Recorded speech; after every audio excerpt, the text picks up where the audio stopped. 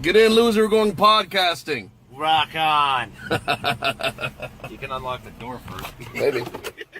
Warning. Pregnant women, the elderly, and children under 16 should avoid prolonged exposure to Dirt Diggler. Dirt Diggler may suddenly accelerate to dangerous speeds. Dirt Diggler has high gluten content and is not kosher, halal, or vegan safe. Do not ingest Dirt Diggler, as Dirt Diggler is for external use only. Discontinue listening to Dirt Diggler if any of the following occurs: itching, vertigo, dizziness, discoloration of urine, tingling in extremities, loss of balance or coordination, slurred speech, temporary blindness, profuse sweating, heart palpitations, increased use of profanity. If listening to Dirt Diggler gives you an erection lasting longer than 4 hours, you're welcome. Listening to Dirt Diggler may lead to unplanned pregnancies. If Dirt Diggler begins to smoke, get away immediately. Seek shelter and cover head. Dirt Diggler may stick to certain types of skin. When not in use, Dirt Diggler should be returned to a special container and kept under refrigeration. The ingredients of Dirt Diggler include, but are not limited to, a glowing substance which fell to the earth, presumably from outer space, and bad memories. Do not taunt Dirt Diggler. Dirt Diggler does not come with a lifetime guarantee. Dirt Diggler. Enjoy the show. Extra heat.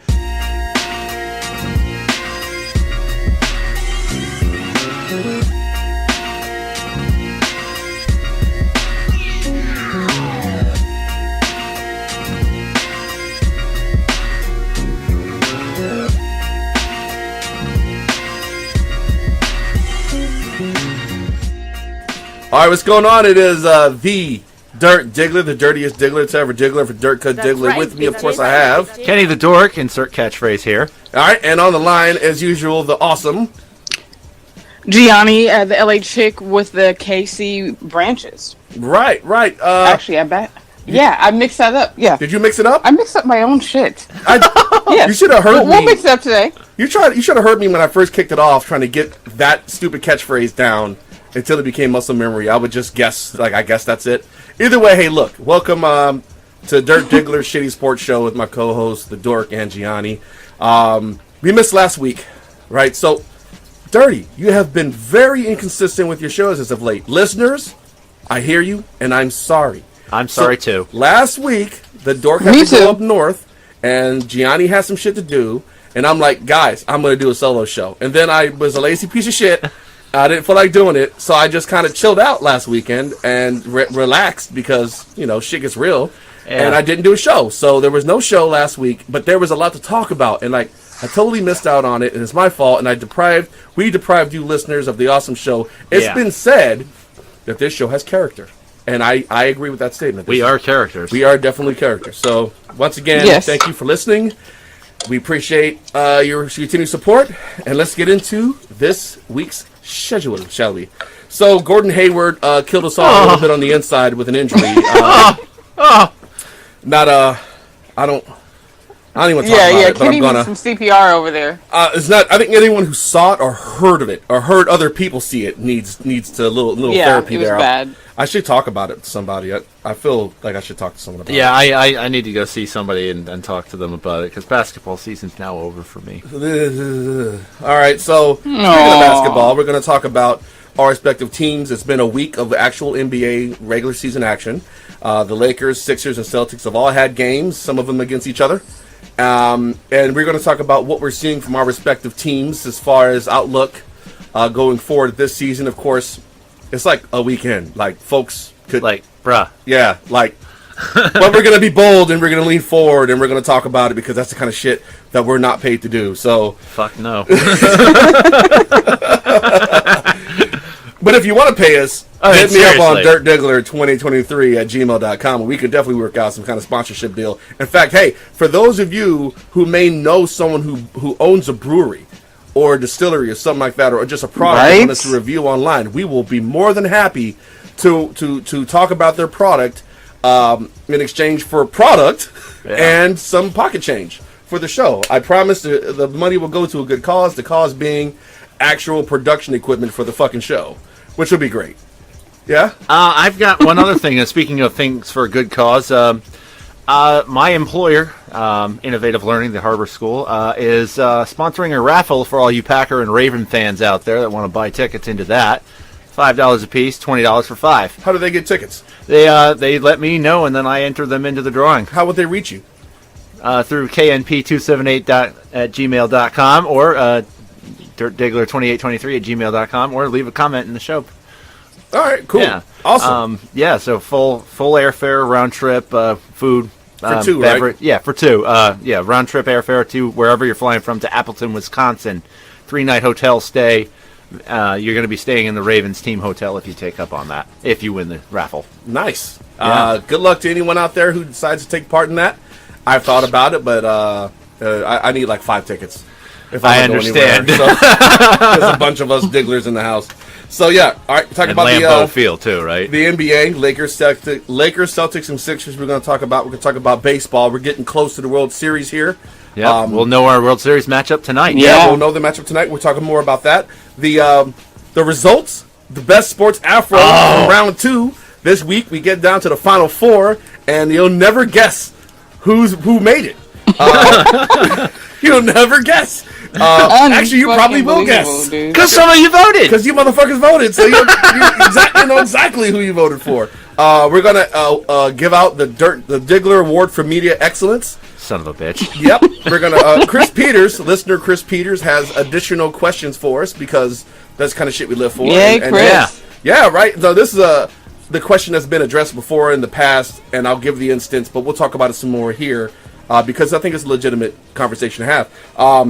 The Kaepernick grievance filed against the NFL for collusion. That's major. Yeah. We're going to talk about how the NFL is losing big right now. Bigly. Yeah. It's not just from that. It's not. Yeah, there's a lot of factors. We're going to go over the factors and how they're being played out and how that impacts the NFL's bottom line.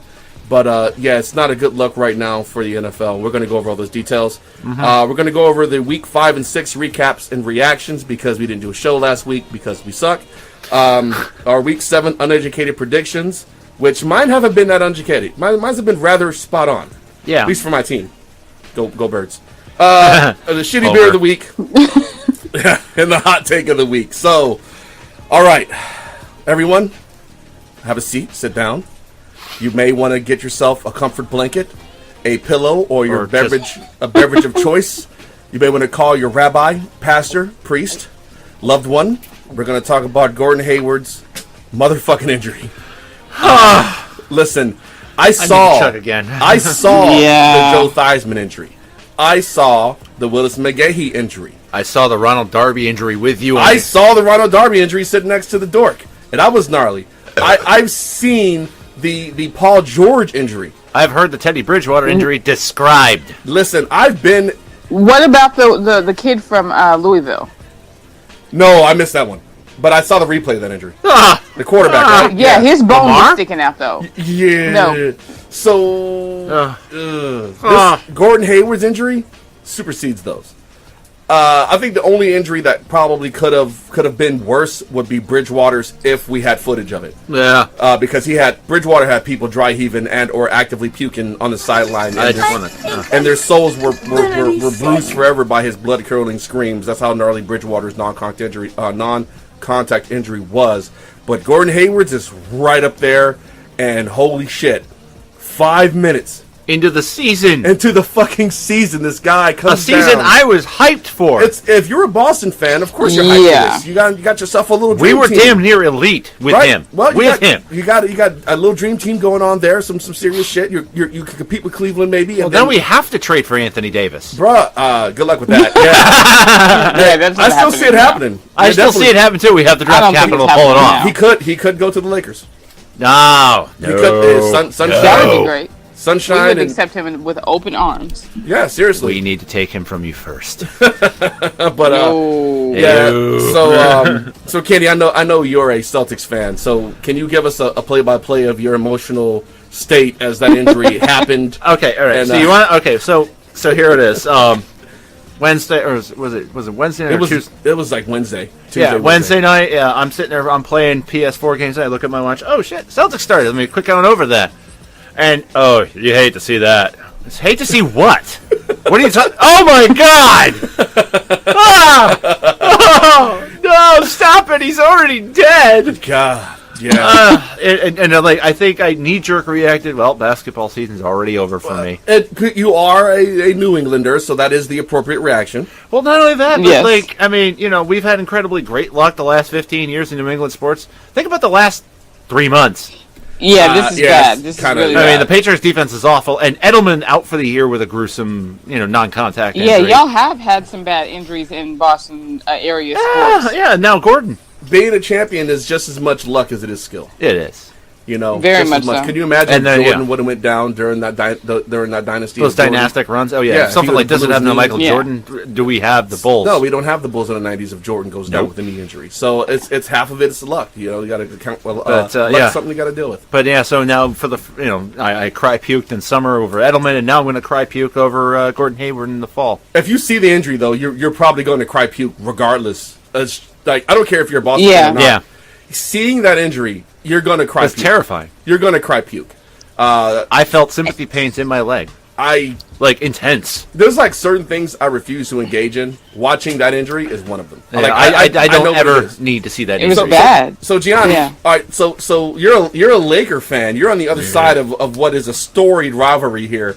How do you feel about this? What was your emotional state as Gordon Hayward's leg broke into a million pieces and all went on about be careful how you respond to this. Yes, I mean, as a a Laker fan, it's that's kind of what the Celtics get. Now, as an NBA fan and a human, it's just it just really sucks. It really does. I mean, I'm not, Yeah, I mean, it's the only redeeming quality about this injury is that it happened to the Celtics. Other than that, I'm in agony over here. And I feel bad because it's he seems to be a really, really nice kid. So, you hate to see that happen to somebody that seems to be genuinely a nice, human. And, I mean, I was, as a basketball fan, I was sort of interested to see, how the whole Kyrie, Gordon Hayward, how that team was going to work out. It looked, intriguing, but it's we didn't even get a chance to, get beer and popcorn by the time the game was No, if you blinked, you missed it. I hadn't even finished clicking over from shutting off my PS4 to going to the cable. Yeah. Oh my god. Exactly. So if everyone's done cringing in their seats, because I knew I was cringing for that, because I have to I'm going through all these injuries. Oh my god. So let's kind of push it forward. Still on the NBA though. So all right, Gianni, you're a Lakers fan. Yes. How do you feel about the first week of NBA action? How do you feel about your team going forward? Their chances for the playoffs and such, and what's going on with Lonzo? Ball? What's going on, Ball? Lonzo Ball. I mean, so here's the deal. They're super young. They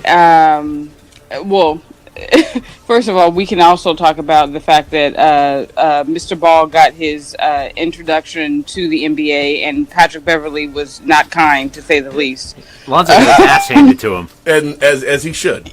Yeah, he earned it on behalf of his dad. Oh yeah, he did. He did. Oh yeah, which is it's kind of unfair. I mean, it's LeVar Ball reminds me of what Richard Williams was for Venus and Serena.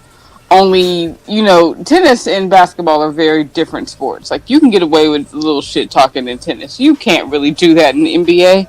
So he's gotten, his ass handed to him. That said, he rebounded last night, and he looked really, really good. He looked, he's got some promise. And for him to have played so horribly in the first game and to have rebounded like that, that's a good sign. So yeah, it kind of reminded me of Kareem Hunt. Well, see, Kareem Hunt had that fumble for the first carry, and then he just was a deadly. I think if week one, if he would have had his ass handed to him all of week one, and then came back week two, but having a bad play is you brick a dunk. Yeah, having a bad play is one thing. Yeah. But, I mean, for the sample space of the NBA season, that one game is. Yeah. So. All right. So where do you see this team finishing in the seeding in the West? I mean, I would not be surprised to see them get an A seed. I think it's just really going to depend on how well they're able to gel. And I mean, they're all super young, Julius Randle, Larry Nance. They don't really have a vet. They've got Lopez. They will next. Which I guess is sort of a mid-level vet, but. it'll just all depend on how well they're able to gel. And then I'm interested, too, now that Luke Walton's got a little bit of talent on the floor, like what he's able to do with that. He was a decent player, so he might be a better coach. He's a good coach. Well, he had a great mentor with Kerr. And not only that, but him running the team in Kerr's absence. So, all right, quick question about the West. Right. Quick question about the West. Which coach is more woke, Kerr or Popovich? Ooh, Popovich. I'm going to go with Pop. You got to go with Pop, right? Yeah, Pop is like the Marshawn Lynch of coaches. He kind of is. He's a gangster. He's a gangster. He gives zero fucks. You know he went to the Air Force Academy. You know he's a vet. He's an Air Force officer, former Air Force officer. This guy's a vet. Yes. So you can say what you want, but bottom line is he's got the receipts. So I got to give it to Pop. Now Kerr, his dad did die in service to the country. Yeah. Remember his dad got killed overseas, terror attack. So it's an interesting. Interesting, but I have to go with Pop because Pop lacks grace. He's a curmudgeon old man, salty motherfucker. Like Kerr is still kind of talks around shit and he's kind of polite. Like, Pop is so fat. I think 20 years Kerr will be Pop. Yeah, and 20. Because Kerr's like 20 years younger. So that's let him get old and bitter and. I want to circle back to the Lakers thing for a second with Gianni. Your 8 seed is nice, and I hope it works out for you. But I personally, my hope for the Lakers is that they wind up in the lottery and their pick is 2 through 5. Oh, because you know where it goes if that happens, right? Goes to Boston. Boom. Yeah, they're totally not going to finish on the well, the West is stacked, but it's only stacked. It's super stacked and only a few teams. Yeah. Who was it that was talking about that? Jordan, I think said there's only like going to be 2 or 3 good teams. He said there's only 4 teams. He said everybody else garbage. Yeah, the rest of 2 teams and the other 30 will be garbage. Yeah, and he's 100% correct. Which he's not completely wrong. He's not wrong. No, he's not. We look at the NBA right now. Cleveland, Golden State, Spurs, maybe Rockets, Thunder, if they can somehow get 5 basketballs in the court at one time. And up until 5 minutes into the first quarter, maybe the Celtics. Yeah, up until 5 minutes of the first quarter, you get the Celtics in the East. So he's right. These and maybe I'm still gonna throw the Wizards in there. I still like the Wizards. So let me tell you something about DC sports, since I'm kind of in the area. Same. They will never, ever make it to the conference championships, and they haven't in like 13, 15 something years. It's now 69 combined seasons of DC sports without a title. Now without making the conference finals. Now here's the thing, right? Bad. DC sports fans are inherently better than Baltimore sports fans, except for pigskin fans. They can all eat shit and die. But but as much as I revel, I kind of group all of them together with pigskin fans because I hate the pigskin so much, and I don't take the time to differentiate one from the other. You're all fucking pieces of shit. But really, Nats fans deserve better. Caps fans deserve better. Well, I think the Nats are going to get better because of the fact that we'll cover that. We say that, but they never do. So we'll cover why I think that. Pats fans, Caps fans, and Nats fans. Nats fans, Nats, Wizards, Caps, Wizards, and Wizards. Wizards, their fan base deserves better than what they're getting. Especially, they just even the Caps with Ovechkin being such a great goal scorer, and they can't get out of the. That's because Pittsburgh keeps steamrolling them. I know, but you got to have a villain. Remember, the Bulls in the '90s had the Pistons. You had to get past. Yeah, and they also had the Heat too. The Patriots had the Raiders. The Heat were tough, and the Knicks. Yeah, the Knicks had to get past the Knicks. Yep. So we'll see. We'll see. So all right, so let's segue over to me, Kenny here with his Celtics. 1 week of NBA action in the books. How you feeling? 3 games in the books. How you feeling? Well, I'm feeling a lot better than I did on Wednesday night. I want to say everyone involved is. Yeah, well, but okay, so last night, Kyrie made this his team. Kyrie Irving took it over. He is the man in Boston now. He had to. He had to. Obviously, no one else. And Gordon Hayward would have gotten us, either the 1 or 2 seed in the Eastern Conference, maybe the Eastern Conference Finals. I'm fully selling that down the river right now. Kyrie can get us to a 3 or 4 seed, maybe. Eastern Conference semis. We're going to lose to either the Wiz or the Cavaliers. But do you think there's any chance in hell that Gordon Hayward gets back? We need more. I need to know more before I can even make that kind of a prognosis. This season? No. I doubt it. Yeah. No. I sincerely doubt it. Save it for 2018, 2019. Seriously, that injury was pretty fucking... Heal it. It was bad. It was horrible. But the bone can heal, but there's still the tendon and ligament damage. And not only that, the strength of building the strength back up. You're talking about a guy who's coming off an injury, coming in at the end of the season when everyone's getting in a playoff mode. Yeah, exactly. It's actually, and while the bone may be healed, it still takes 2 years for your body to fully recover from an injury of any kind. So yeah, it's best to sit him. I'm in agreement with that. It's not best to rush him back. Take your time. I mean, well, you got a young core. And the good thing is that they are young, though. I mean, because Gordon Hayward's 27. Yeah, and he just signed a big contract, but it's like I'm not even begrudging him the fact that like I've said on the past on this show that David Price is stealing $31 million a year from the Red Sox because he can't stay on the field. With this one, this was an accident. This is one of those freak things. Yeah, freak injury. $32 million a year. You know what, Gordon? I understand. It's fine. It just happens. be healthy. Yeah, I think the whole thing of rushing players back, it puts him stupid. It happened to Dwayne Wade early in his career. He never quite recovered from it. Yep. So speaking of the Cavs, Derrick Rose is already injured. No, I don't believe you. Shut up. Fake news. Gianni, that sounds like fake news. Gianni, is that fake news? I think it's fake news. I don't think it is. They're not saying like how long he's going to be out, but it is an ankle sprain. So wait, hold on. I mean, Derrick Rose with a lower body injury, and it's not. No way. This guy is the picture of reliability of health, here. Yes. Oh, yes, absolutely. Yeah. I'm calling fake news. Bullshit. I honestly think that he's been out more than he's actually played. He has. That's why we make fun of him. I know. Still fake news. Yeah, I don't even think it's like All right, so on to my Sixers. So, all right, Embiid's playing. They signed him to his massive, like, $127 million contract over 5 years, and everyone's like, hold on, what? And I'm like, okay, $148 million. $148 million? 148. Insanity, right? More Here's than the thing. Wiggins. They've got so many things built into this contract. If his back, feet, knees, whatever, implode, he can't even play back-to-backs. He can.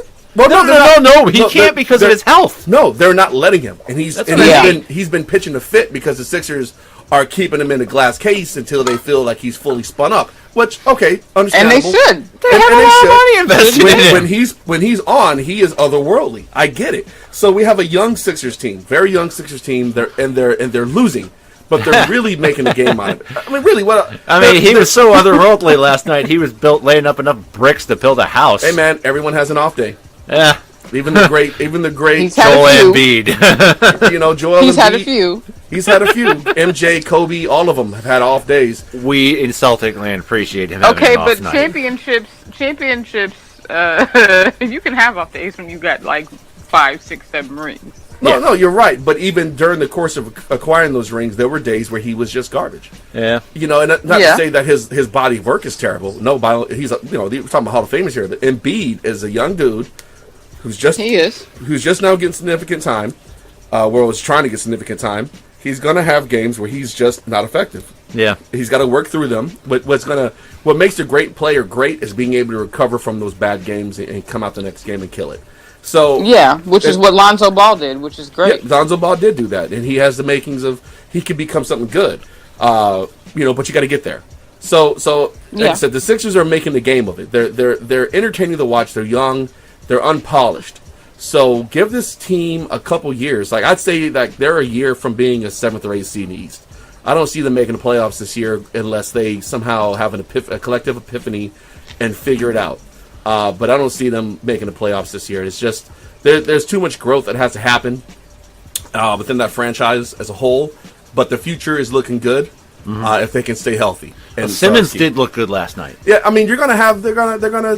There's a lot of young talent on there. I'm excited to see it gel. Ooh, and Hassan Whitehead of the Heat and Joel Embiid have a wonderful little Twitter beef going on. Oh, yeah. And I'm so excited because yeah. of all the sports personalities on social media that are interesting, Embiid is like right up there, right under Eli Apple's mom. Like, I said, Eli Apple's mom. I'm going to go with Kevin Owens at WWE. Oh, we're going to call that a sport? But he's an entertaining kind of guy. Fair enough. Read it, seriously. Fair enough. Biggest troll in the universe. I will give you that. But he's hilarious. But Embiid's pretty good. Apple's mom is pretty good, and your guy. But, no. It's like Eli Apple's mom is far more interesting than her son is. True. Like, I don't give a fuck. You know what a great parody account? By the way, Tom Brady's ego. Oh my God! Not John Gruden. Not John Gruden. Not John Gruden. No, Was And good. then there's always LeVar Ball too. LeVar Ball is. He's the best fake personality with a real name. I swear, yeah. I don't know what to make of that guy. He's like Vince McMahon for his sons. He's a promoter. Except his son actually has talent. Well, Shane has. Ooh. I'm just saying. All right. So let's. All right. So. All right. Yeah. Let's get into the baseball happenings, right, Kenny? So first off, congratulations, Los Angeles Dodgers. You made the World Series for the first time in 29 years. Sweet. Go Dude, for it. my neighborhood blew up. Like, right, I'm everybody- sure it did because they are stoked to finally back in the World Series for the first time since the days of Tommy Lasorda. Oh man, that's a name you don't hear anymore. Yeah. Since Eckersley gave up the home run to Kirk Gibson as he limped around the bases in Game 1. That's an iconic moment. Shit happens, bro. Yeah. So the Dodgers are in. They're waiting to see who wins Game 7 between the Yankees and the Astros tonight. And if you're looking just at the starting pitching matchup, it favors the Yankees. God damn it. CC Sabathia lives for the big moments. So how much did it hurt you on the inside to make that statement just now? A little bit. Like on a scale of 1 to 10, with 10 being the super bad frowny face, where are you? 3. 3? Okay. No, because facts are facts. Seriously, CC Sabathia is a beast. Aaron Judge is a beast. Yes, the baby bombers have brought this team back to where we're used to be, where we're used to seeing them, and there's a potential for an all-time classic Dodgers-Yankees matchup. So Joe, we've had that a few times. Joe at work, he's a New Yorker. New Yorker? He's a New Yorker. And he talks about the Aaron Judge thing. And Aaron Judge is a bit of a slugger. But if you look at his overall body of work right now, it's actually not very impressive. No, it isn't. He does produce He's a Chris Davis kind of guy. He does produce some highlight material, and he is a rather large person. But I'm looking at him the same way I looked at Tebow. That his fame is generated by ESPN more than his own exploits. Yeah. Let's talk about Judge, and now let's go to LeBron's take on Judge. That's ESPN. Well, yeah, and now hold on. Let's see what Tebow's doing and how it balances off of what Judge is doing. Like, that's ESPN. That's why we do this show, because ESPN does dumb shit like that. Fuckers. So Judge is good. Judge is a good baseball player. He's good. He's a slugger. I don't like how ESPN just picks who the fuck they want to make a star. Yeah, see, the thing this with is me, true. like Aaron Judge, you know what Aaron Judge reminds me of, or he represents to me. He is basically if Chris Davis of the Baltimore Orioles and Michael Strahan had a baby. Michael Strahan, gap teeth. My God, the gap teeth. Honestly, you can kick a field goal between Aaron Judge's teeth. Michael Strahan has had quite the life post NFL. Yes, he has. He has. Damn, he's been successful. But he's just a good personality. He's played. Yeah, but it's because of that personality of him that people are gravitating towards Aaron Judge because he is visually striking. He reminds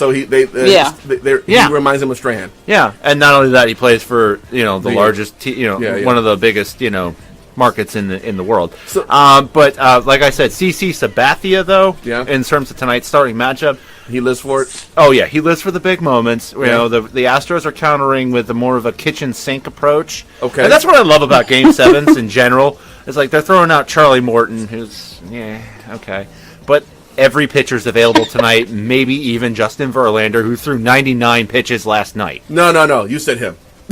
Well, I think we talked about this, right? Yeah. So, do you burn him now to get to the big dance, knowing that he could be fucked when he gets there? I mean, like, only if it goes extra innings and you absolutely have to have So it. you say bring in Verlander as a possible closer? Like in the 13th, like only in the extra innings. You know, like if it's the 13th inning, you need a hold. So okay, all right, I can agree with that. Yeah, like it's a desperation move. I don't see it like because you still got Dallas Keuchel, you got Lance McCullers, you got Colin McHugh. You've got guys who can get you through this game. All right, so Gianni, where are you at on this? All right, so if Verlander, who had 99 pitches last night, has to come in and pitch, are you okay with him coming off to pitch in extra innings tonight if need be, or do you say like, nah, he stays on the shelf and no, he stays on the shelf no matter what? Where are you on this?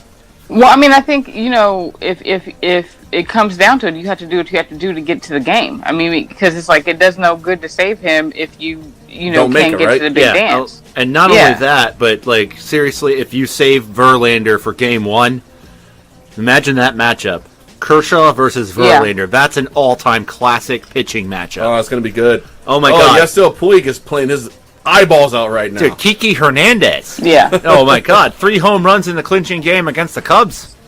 Hey, man, I am stoked for this World Series, regardless of who wins tonight. It's going to be a good game. Yeah, because you're either going to get the Dodgers and the Yankees, or you're going to get the Dodgers and the Astros, which are the 2 best teams in baseball.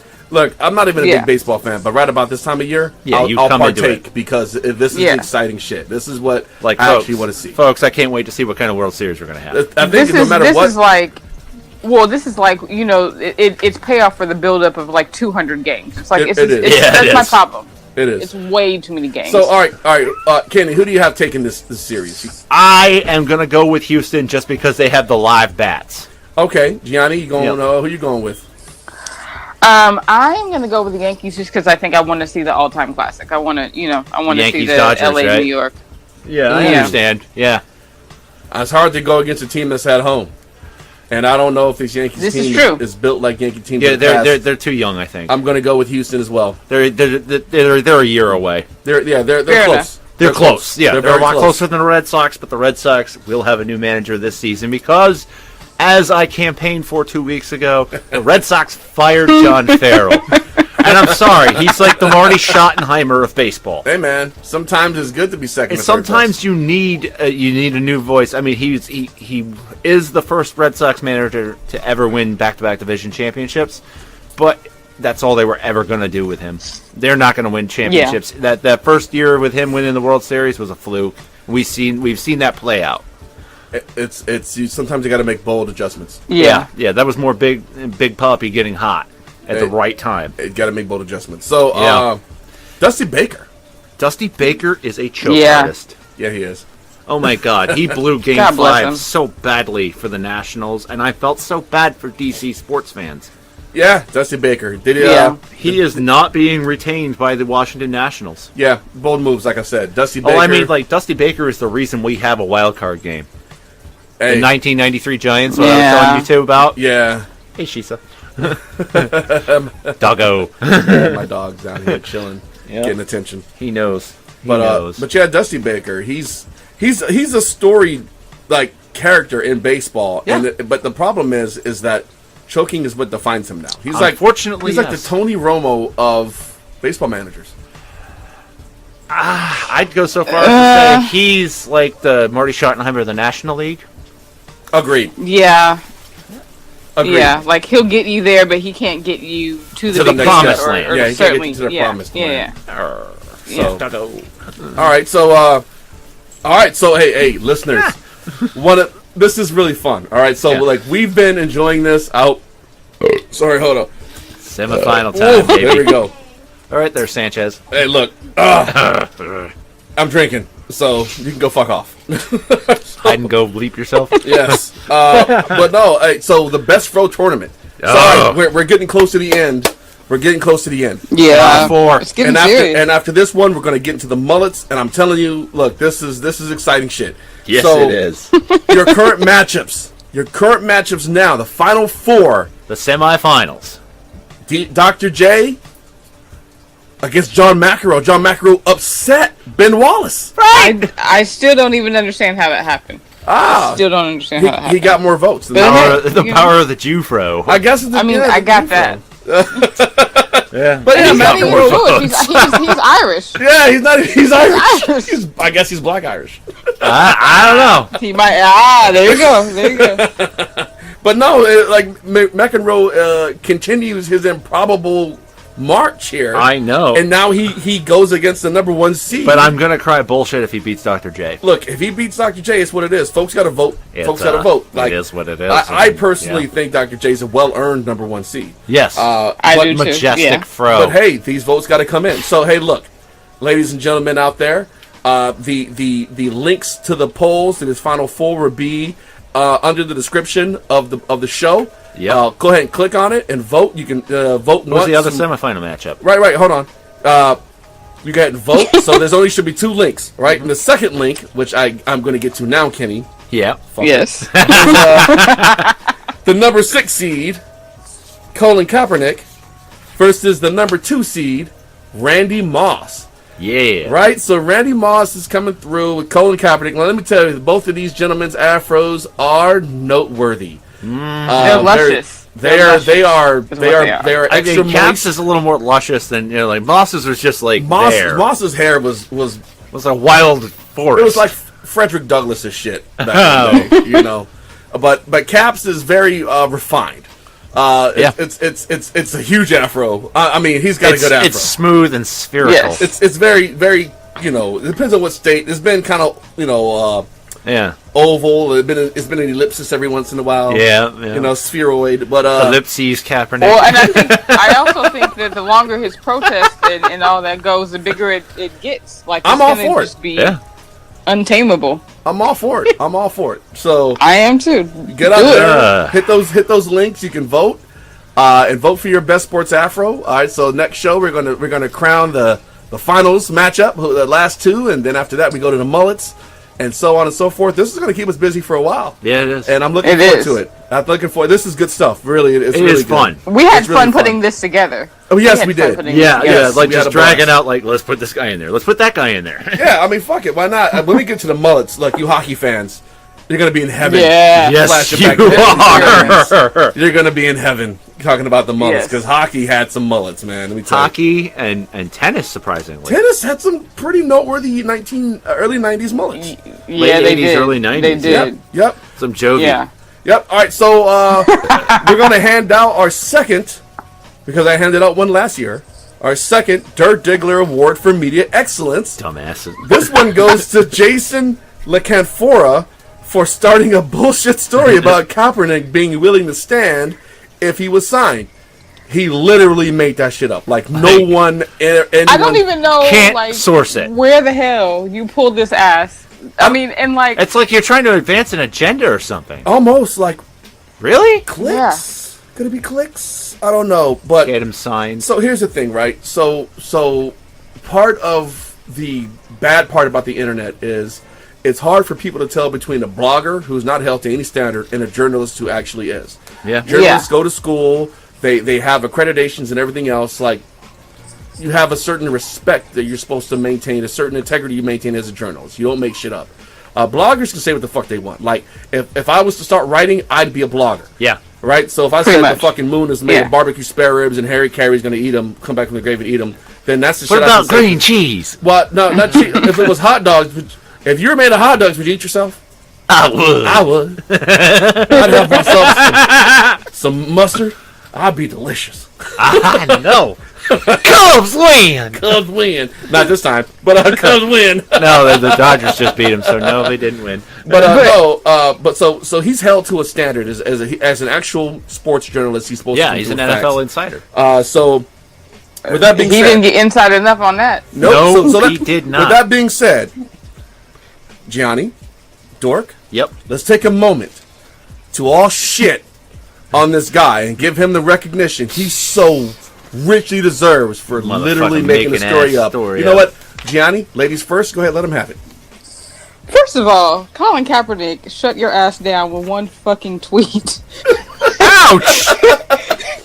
Can we get a mic drop? You wrote a whole damn story, and Colin Kaepernick just quoted, I forget who it was, I think Churchill.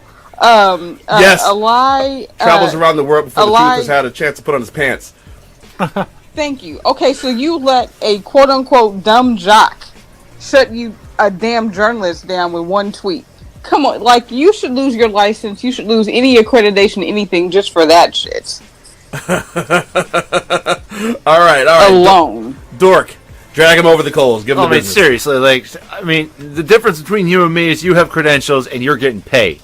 I can make shit up too, and I can publish it, but you have a bigger platform, and you're supposed to be able to separate the disinformation from the real information. And you're going to put this out there? Oh, he's going to get signed, Oh, okay. And if he gets signed by an NFL team, that'll make it even more noteworthy, and I'll have shit to write about. Advance your own agenda somewhere else, asshole. All right, so I guess I should take the rake to this guy and give him the business. I got some broken glass over here. I'm gonna drag him through. Dude, break a board over his head. Well, no, I'm just gonna drag him subtly. Finish him. Just gonna finish him. So, this is a guy who's been in the game for years, right? This kind of was somewhat respected in the game. He's trying to basically, you can't out Schefter because Schefter actually gets information from players and staff. You can't out Schefter. He's the man. You can't. So now, what little status you may have been maintained in the shadow of Shefty, you've lost because you went and totally fabricated a story with for no reason other than clicks. Why should I read anything by you now? I have to any piece I read, shit. I have to think so. How much of this shit did he literally make up? How much of this shit did he just decide to just, you know what? I'm going to say this is what's going to happen. Your integrity is compromised. And anyone who expects honest journalism can no longer look at you and think that they're getting a true scoop. If I want shitty takes, I'll go listen to Stephen A. Smith, right? Just listen to me. All right, or listen to myself and us. I'll listen to us. Or look at we do this on purpose. We do the shitty takes, but we acknowledge they're shitty. We expect you motherfucker to report what actually is going down. You're a sports journalist, bitch. Report on the sports as they come through. If it's a political item like this, you need to get it right. Yeah, exactly. You need to fucking get it right. So you at least try to get it right. Shit. Your fucking network and your people need to give you a timeout to think about the dumb shit you just fucking did because I can't trust what you say. Yeah. So fuck you, Jason. He needs a damn dunce camp. He does. He's a damn denema. I don't understand what would motivate a semi-respected journalist to come out with a story like that. That was totally necessary, and it doesn't. I hope it sounds like I'm pissed off about this because I am. I mean, all he had to do was ask. Yeah, tell the truth. Hey, Cap, I heard that if you get signed, you're not gonna stop kneeling. This reminds me of the high-speed chases in LA when you know that there's no chance in you not getting caught. But you're just doing it because you're on the news? Right. Yeah. Because the internet goes for miles and miles around the world. It's undefeated. It's not going to lose. Yep. The LAPD, they have an unlimited amount of resources to be able to find idiots that try to go on high-speed chases. It never works out for them. Why the fuck did you think that you were going to get away with this? And Colin Kaepernick has proven that he's way smarter than everybody else. He's pretty smart. In fact, he's well read. Let's get to Cap real quick. Let's get to Cap. We're a little out of order here. Yeah. So Kaepernick filed his grievance against the NFL. He's saying collusion. He's saying that the NFL's colluded to punish him for his his stance on his protest. Which we have on the show called it an anthem protest, and that's inaccurate. It's actually a protest of police brutality and social inequality and racism that use the anthem as a vehicle. So please allow me to correct that. The anthem itself is not protested, even though you can rightfully protest if you're aware of that third verse. Yeah. However, that's not what they're doing. They're protesting social inequality, police brutality, and other things like that, and that's fair. I mean, what else? I mean, are they going to do? So. He feels that he's being punished. So the collusion thing, what happens is this. He believes all it takes for a collusion charge to stick is for them to be able to substantiate that two teams said, fuck this guy. Right? Because we've actually heard GMs come out and allude to it. They're not going to let me sign this guy. Several times. So this whole concept of... The Ravens. Yeah, the Ravens. So the whole concept of we're here to win games goes out the window when you sign... Blake Bortles? Blake Bortles already there, but when you sign Brandon Wheaton off the street, over Colin Kaepernick. Yeah. He gives us the best chance to win. No, actually, Kaepernick does because his skill set is most like your quarterback you had. Mike McCarthy, are you going to entertain the possibility of signing a veteran quarterback? He turned red in the ass and lost his fucking mind when asked that question. Yeah, he turned a few shades of red. Yeah, he did. So what a jackass. So what prompted this was when the Titans signed Whedon off the street. He goes, "Okay, this is fucking bullshit. Like, I'm a better quarterback than Brandon Whedon." He is. So I mean, no, by far. I am by far a better quarterback. Oh, okay. I thought you were quoting Kaepernick. I'm pretty sure that if I was to just hold the ball and get hit, I would probably hold on to it. Dude, I'm a better quarterback. I agree. You're kind of a Jared Lorenzen mold of quarterback. So I mean, they'd fall off you. You'd hold on. I'd hold on. But so he hit him. So what this does is, if he wins, the cash prize is one thing, but it totally burns the CBA. Oh, it totally burns the CBA. Completely. It forces the owners back God, to the table. I can't wait for this labor negotiation. It forces the owners back to the table, and it totally erodes their leverage. Oh, yeah. Totally erodes their leverage. So they're going to get raked over the coals in one of the unforeseen outcomes of this whole protest that started last year with him just sitting down could be that the NFL becomes more like the NBA with the players owning the power. Yeah. That could happen. At least. It needs to happen. Look at what Goodell can do now. So for all those players out there who are saying that he's not playing because he's not good enough, for one, you're fucking full of shit and you know it. But two, you are in position to benefit from this guy's work and sacrifice. Yep. And it will behoove you that if this works out, to recognize it as such and give him his due. Yeah, I mean, because let's face it, segueing into another point, the NFL is losing really big right now. Oh, losing totally big. So massive. My insiders at the Philadelphia Eagles fan club on Facebook, right? Those are my insiders. They're awesome. They've been very supportive, love them to death. They're good people. Yay! Right, Philadelphia Eagles fan club on Facebook. Yep. All right, so they didn't publish it, but they called it a couple weeks ago before all this stuff happened. The NFL is cratering right now. There's a total, merchandise sales are way down, ticket sales are way down, in turn, advertising revenue is way down. The networks are screaming, they can't fill the stadiums, and so you have an active boycott by people of color because of the bullshit, and then you have a boycott of conservatives because they're tired of seeing players kneel and they feel the NFL should do something about it, and you have the owners screaming and trying to figure it out, and they're fighting amongst each other to know what to do, and that's why they had that little bullshit meeting a week ago to discuss this, and it was what really the hell we gonna do, well. So basically, for those of you who actually pay attention to how the game is played on a global stage, they went to the meeting and came out and absolutely nothing changed. Nope, nothing changed. Right? Yeah. You had Jerry Jones, who didn't even fucking go, right, along with Richardson, who didn't even fucking go. So the players, the people who you thought were going to be there, were there, with the exception of Kaepernick. Kaepernick didn't go, and they tried to make a narrative saying that he didn't go and that was a bad look. However, they told him that there was nothing he could do there, and I believe at this point, what the fuck else is he? And there isn't. He's not an active player. He's not an active player. He's fucking sitting on the bench. Yeah. So nothing came out of it. Goodell made the statement that he would like players to stand for the anthem. That it's a big part of the game. We all know that the anthem wasn't manufactured patriotism. That the anthem is paid for by the DoD. For recruiting purposes. It started in 2009. Yeah. And for those of you talking about disrespect, the whole giant flag laying horizontal across the field is actually against the written rules of presenting the flag. The flag is always supposed to be held vertically, allowed to hang free. That's how you're supposed to do it, but details. Details. Don't trouble us. Well, that would be required. I mean, people would actually have to read, something, know Dark that. Side. Yeah, something, troops, something, police, law enforcement, something. Journey Dark Side complete. Yes. So, either way, if Kaepernick wins this collusion case, which his lawyers are pretty confident, but if they win this, it's going to change the landscape of the NFL quite a bit. And well, I'll tell you what, he's got Mark Garagos, and Mark Garagos does not lose. No, he's not only that. Not only that, prosecutor. But not only that, look at the league's history in court recently. Well, see, the league has been an entity politically for a very, very, very long time. Yeah, they own a day of the week. They own a day of the week. They own members of Congress. They don't pay taxes. The league itself doesn't pay taxes. It's considered a nonprofit. We all know that's bullshit. Yeah.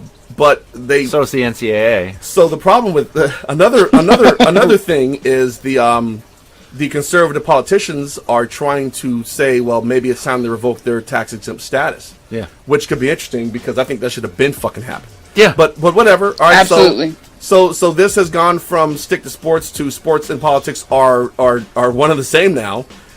So for those of you who but are they watching, have been. they've always been. But it's, I think. Well, it's, I mean, we it's should have more- known. We should have known that the NFL and politics would get into it when Donald Trump became president, if only because of his failed bid to buy the Bills in 2014. Yeah, well, right. Exactly. This shit's been brewing for a minute, so yeah, it's about time. There's a lot of things that are not above board. There's a confluence of factors. It's going to be interesting to see how it plays. It's not above board. So, all right. So Chris Peters, listener Chris Peters, has a question. He goes, "Hey, look." Ooh.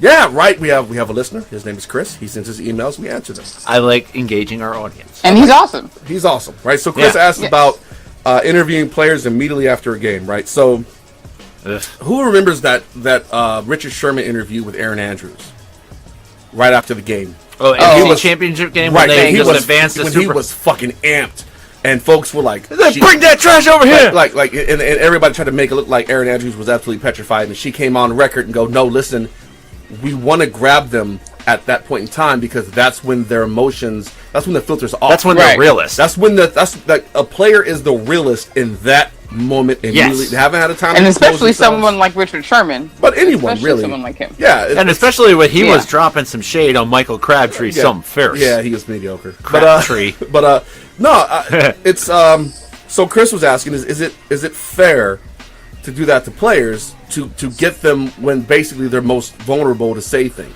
And all right, so Gianni, how do you feel about this? And we're talking any sport: basketball, baseball, football, hockey, whatever sport. Is it okay? Would you want to grab a player immediately after, a game like that? I mean, for me, definitely, because again, it's like, as a journalist, your job is to give your audience the best product, and the best product is grabbing players right off the field. What I don't think is fair is holding them to this, ridiculously high standard if they say something, a little off kilter. And I think that, we saw that, Cam Newton was an idiot for saying he wasn't coming right off the field. No, he but, was dressed these dudes are human. Yeah. Yeah, but my whole point is that these dudes are human. They're going to say some stuff, none of us, if we have a microphone put in our face, every single day, then, at some point, chances are we're going to say something a little off kilter because we're human. And, I think that grabbing them right off the field or off the court, as the case may be, they're at the most entertaining because it's like the adrenaline is going and it just happened. But I just don't think it's fair to hold them to some ridiculous standard like, they're not going to fuck up sometimes because they are. All right, cool. All right, Dork, how do you feel? I'm not a big fan of it. No? Interviews after the game. For the most part, like sometimes you get a good little soundbite, but my personal feeling, as we've gone on this year, is that athletes sacrifice enough by doing what they do on the field. All right. I feel like True. maybe True.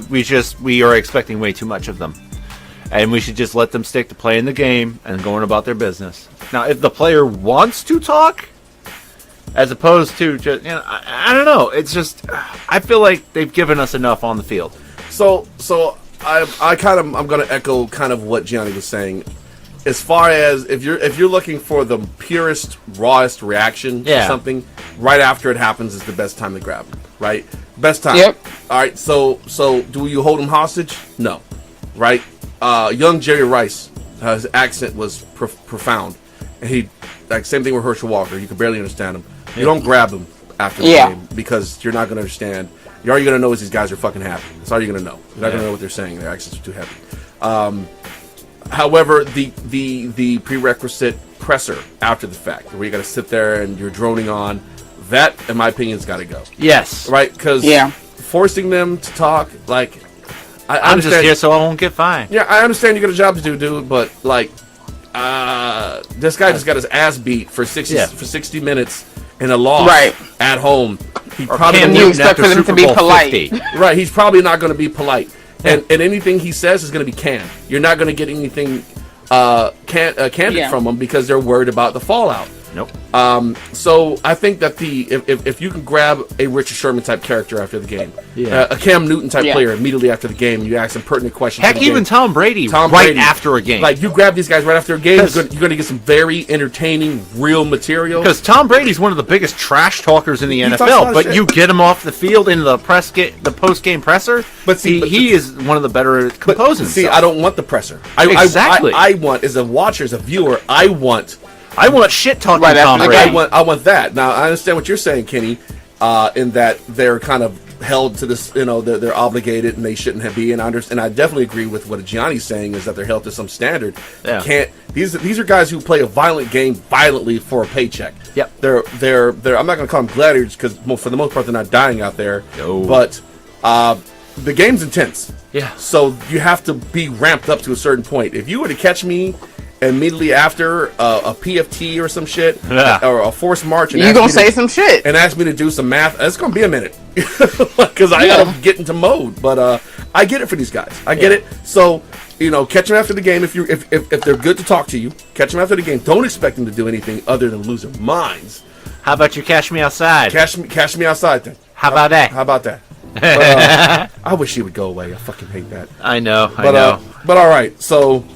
Hope that answers your question, Chris. We look forward to more questions from you. We look forward to more questions from all of our from viewers. Anybody. Yeah, seriously, hit us up at dirtdiggler2023@gmail.com or knp278@gmail.com. We're on the Facebook, we're on the Twitter, we're on the Instagram. Find us, hit us up, and we'll read it on air. Yeah. Like, even if you don't like our takes, which is cool. Hey, we're shitty. They're shitty.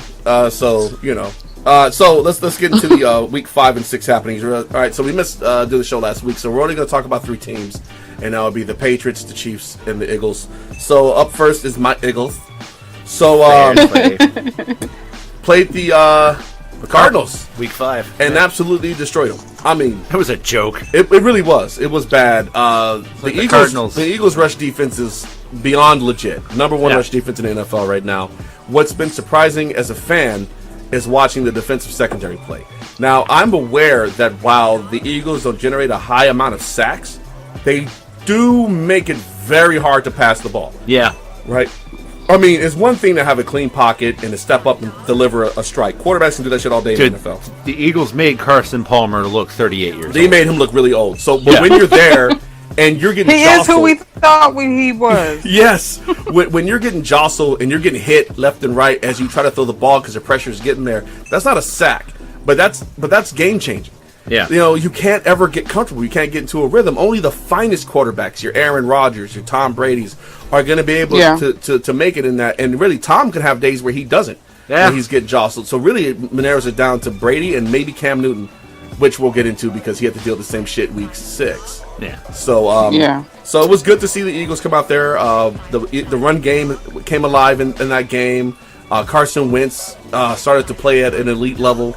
Now, hold on. I did not say Carson Wentz was elite, but he played at that level. Playing that game. He played that game at an elite level. He threw 4 fucking touchdown passes. Against the Cardinals. Against the Cards. Nelson Aguilar was standing there waiting for an Uber. Nelson Aguilar disrespected that safety. He was so far open. It was ridiculous. And then, when they finally caught up to him, waiting for an Uber. The tap danced around him. Dude. Oh my God! So Aguilar is a pleasant surprise as a receiver. I was watching that. You and I love how when you and I are watching games on Sunday, we'll hit up the Facebook Messenger. Yeah. And because I've got Red Zone at my place, and I'm just watching the games. Yeah. You're watching your Eagles, and I'm just bouncing back and forth because my Patriots aren't on local TV. Of course not, except for this week. Yeah, good for you. Sunday night football. Yeah, Sunday night. I could stay up and watch it this week because no school on Monday. Right. But anyway, but I love that we're having those hot take moments back and forth, and bruh, dude, we did that Aguilar touchdown. We had some pretty good moments there. He just pants the defensive back, or he he just made him look silly. He put him in a blender. It was great. Yeah, he just shredded him. He put him in a spin cycle. It was beautiful. Yeah, it was great. It was. We're going to talk about the Eagles some more because they didn't lose a step going into Week 6. So let's talk about the Pats. The Pats.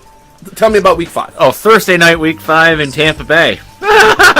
Tampa. So yes, before you ask, the Patriots did send Nick Folk a fruit basket as thanks for a gift win because as that it was edible clip, arrangements too. Yeah, edible arrangements are nice. I like those. Yeah. But that clip that you've all been seeing around the internet about how fucking terrible Nick Folk is. Oh, this guy's probably gonna miss because he's fucking terrible. Oh, there's a kick my sister could make. He's gonna make this. Oh, no, he misses that shit. Yeah. Holy shit! He missed 3 field goals.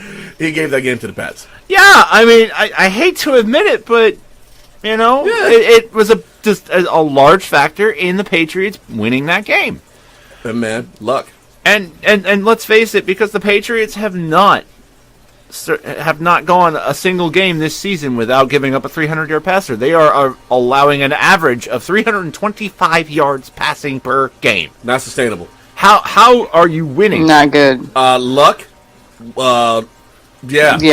Yeah. I mean, luck and some skill. I will get into the skill part in the Week 6 recap. Yeah, and look, as long as he's very serious about his skills. He's very yeah.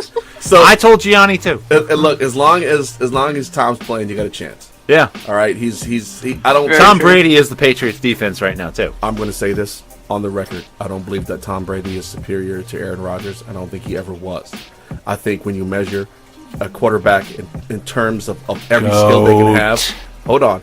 I think in measuring every skill a quarterback can have, there is no one in a long time that outclasses Aaron Rodgers. What I will say that he Tom is the Brady, better number 12. What I agree with that. What I will say about Tom Brady is that he has quite possibly the best coach ever to sit on the sideline. Yes. Who's able to make it work no matter what, and put his quarterback in a position to be successful. But I'm not going to sit here and say. Yeah. I'm not going to sit here and say that the skill set of Brady is superior to that of Rodgers. All right, I'll give you that one. Rodgers, as a raw talent, as we're talking about, just sheer like if you put Rodgers on the Patriots, good God, we got 12. I don't think they lose. I don't think ever. We go back to back 19-0. Like seriously, I don't think they lose. He's otherworldly. Like there's not. He's ridiculous. And I know that I got Patriots fans going to listen and they're going to have like slight aneurysms and shit, but. Really, like, there's shit that Rodgers can do that Brady can't. Rodgers can escape and absolutely make just with his mobility in the outside of the pocket is a lot better than Brady's. He's accurate. This guy threw a football through a basketball hoop at 50 yards. The guy is he's a sharpshooter. He's not in New England though. He wins in spite of Mike McCarthy. He wins in spite of McCarthy. Yeah. So I just wanted to go on record to say that on the show. That's how Dirk Diggler feels. Is that if I was to say who the best quarterback in the league is right now, sans collarbone injury, it's Rodgers. Let's just make sure we have enough bleach for us to wash out the giant shit you just took on Tom Brady. I didn't take a shit on Tom Brady. I know. He's a hell of a system quarterback. Now I shit on Brady. Yes, you did. Now I shit on Brady. It's all over my jersey. But it's the absolute truth. But Tom Brady, if Tom Brady is playing on almost any other team in the league, he's not going to have this success. He's benefited from the system for years. Yeah, but I'm going to conjecture this. He's a Hall of Famer. We're not ever going to get to find out. Right, he's going to retire a Patriot, as he should. True. He should. He damn well should. As he should. So, that's not just like the Tom. Tom is a Hall of Famer, first ballot, no question. He's got multiple titles. He's part of a very, very good, great team, great franchise. And he's not done winning rings. He's good. And he did recover from the 2 he lost to the Giants. He's won 2 more since then. He has. Yeah. So all right, how about them Chiefs? So tell me about your chefs. Week 5 against Houston. Yeah, I don't know what's going on with them. As you know, that I am actively participating in the boycott, but I'm depending on the internet and friends and family to sort of fill me in. I think that they got on a nice little hot run. So the Chiefs got into a shootout with the Texans. Deshaun Watson was giving the Chiefs all they could handle. And not only that, it was the Chiefs, I think, benefited from the fact that the Texans they lost their heart and soul in this game. And J.J. Watt broke the tibial plateau, which is, for those of you who were like, what's that? All right, so when your shin bone connects to your knee bone, the top of that shin bone, that's your tibial plateau. Yeah, and that got fractured for J.J. Watt. So it's not a torn ACL or a ligament. The bone itself broke. I think he's done. I think Watt needs to hit the booth. As an elite defensive athlete, yes. It's all right. So that's what's going on. Your Chiefs, they won a shootout against the Texans, which but Watson is the truth. Yeah. At least if you at week 1, if you'd have said, I love that kid. The Chiefs versus the Texans, I would have said the Texans don't stand a snowball chance in hell. But man, it's hard to count them Texans out right now, man.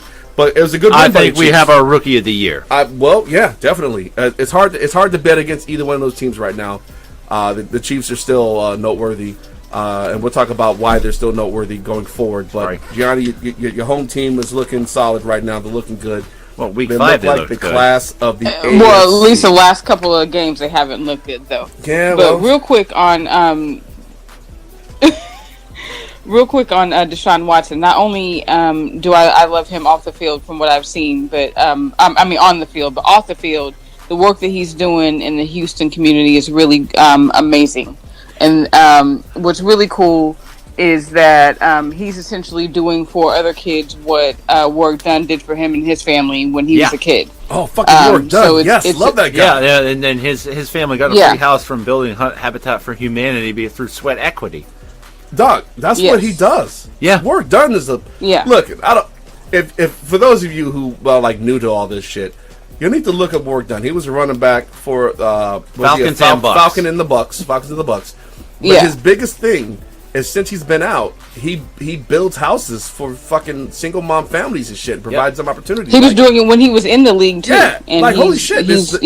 I think model citizen. He continues forward because he wants to look nothing but love and respect for Work Done. Yeah, nothing but great guy. But great guy. Yeah, and the amazing thing is he is able to see, the work that he has done be carried forward by Deshaun Watson, and then Deshaun Watson is now working with the same organizations that Work Done did and giving back. I think it's really it's one of the most beautiful stories in the NFL for me. I think. It is a great story. Just to see the work being carried forward. He's just paying it forward, man. You got to respect that. Yeah, like Deshaun Watson remembered where he came from and he gave back, and I applaud that completely. Gotta love it. And he's a great example for all the other athletes out there. Gotta love it. Love it. Unless you're Cleveland, in which case. Let's get into week 6 here. Yeah. All right, so my Patriots. My Patriots got through the Jets after falling behind 14-0. Yeah, I totally thought the Jets were going to put a foot in your ass in that game after I saw 14-0. What is going on with this? Yeah, I mean the Patriots defense managed to make McCown look like a competent starter. Again, upholding that 325 yards per game. Not only that, but the Patriots were the beneficiaries of a very dubious call, if you want to call it that. Dubious. I mean, but like I've been telling both of you, there was not by chance that they were in a position to get that call. I'm just saying, it was a dubious call. Oh, yeah. I mean, it's what it is. Yeah. Safarian Jenkins is fumbling-ish as he hit the pylon. I mean, and does he reestablish possession in time to cross the pylon? That was the biggest question. And Malcolm Butler, to his credit, after having been trained on this by Bill Belichick, like you're like, if you yank on there and cause a little bit of a bobble, it could become a touchback. There's only one game I think that the Patriots have no shit won without question.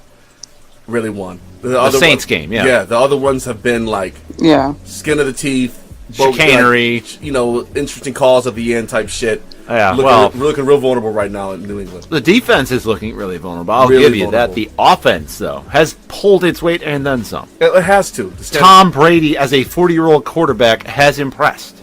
The only way you're staying in these games is because your offense can score points. Yeah, because Tom Brady, at 40 years old, is leading the NFL in passing yards. He kind of has to. You're right. I understand that. Yeah, but let's take a moment to appreciate that. Gillislee is not making it happen.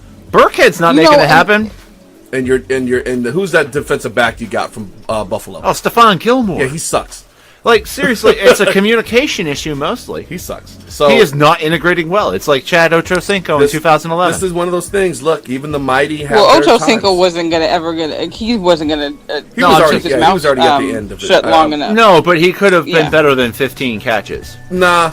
I think he could have gotten 40. I think if you'd have caught him 5 years prior, yes. Yeah, right. But like I'm saying though, like Gilmore, he is a raw talent, but he is not doing well in integrating into the Belichickian system. He got penalized a shit ton in Buffalo. Yeah, and against Carolina too. Like that, he cost them the Panthers game. Yep. All right, so the Chiefs.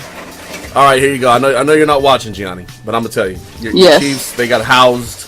They got housed by the Steelers. All right, they got housed by the Steelers. Hey, maybe Big Ben does still have it. I don't know, man. Like, I think that the Steelers defense showed up. No, I think honestly, the Chiefs were just due for one. Like they had been on riding high and winning games, and I think it was just due for someone to come through and bring them down to earth for a second. It happens. Yeah, like you're not gonna. I mean, that hierarchy in the AFC between the Pats, Chiefs, and Steelers, it's gonna rotate back and forth. Yeah. Now, what was really interesting is did we capture the Thursday game on here?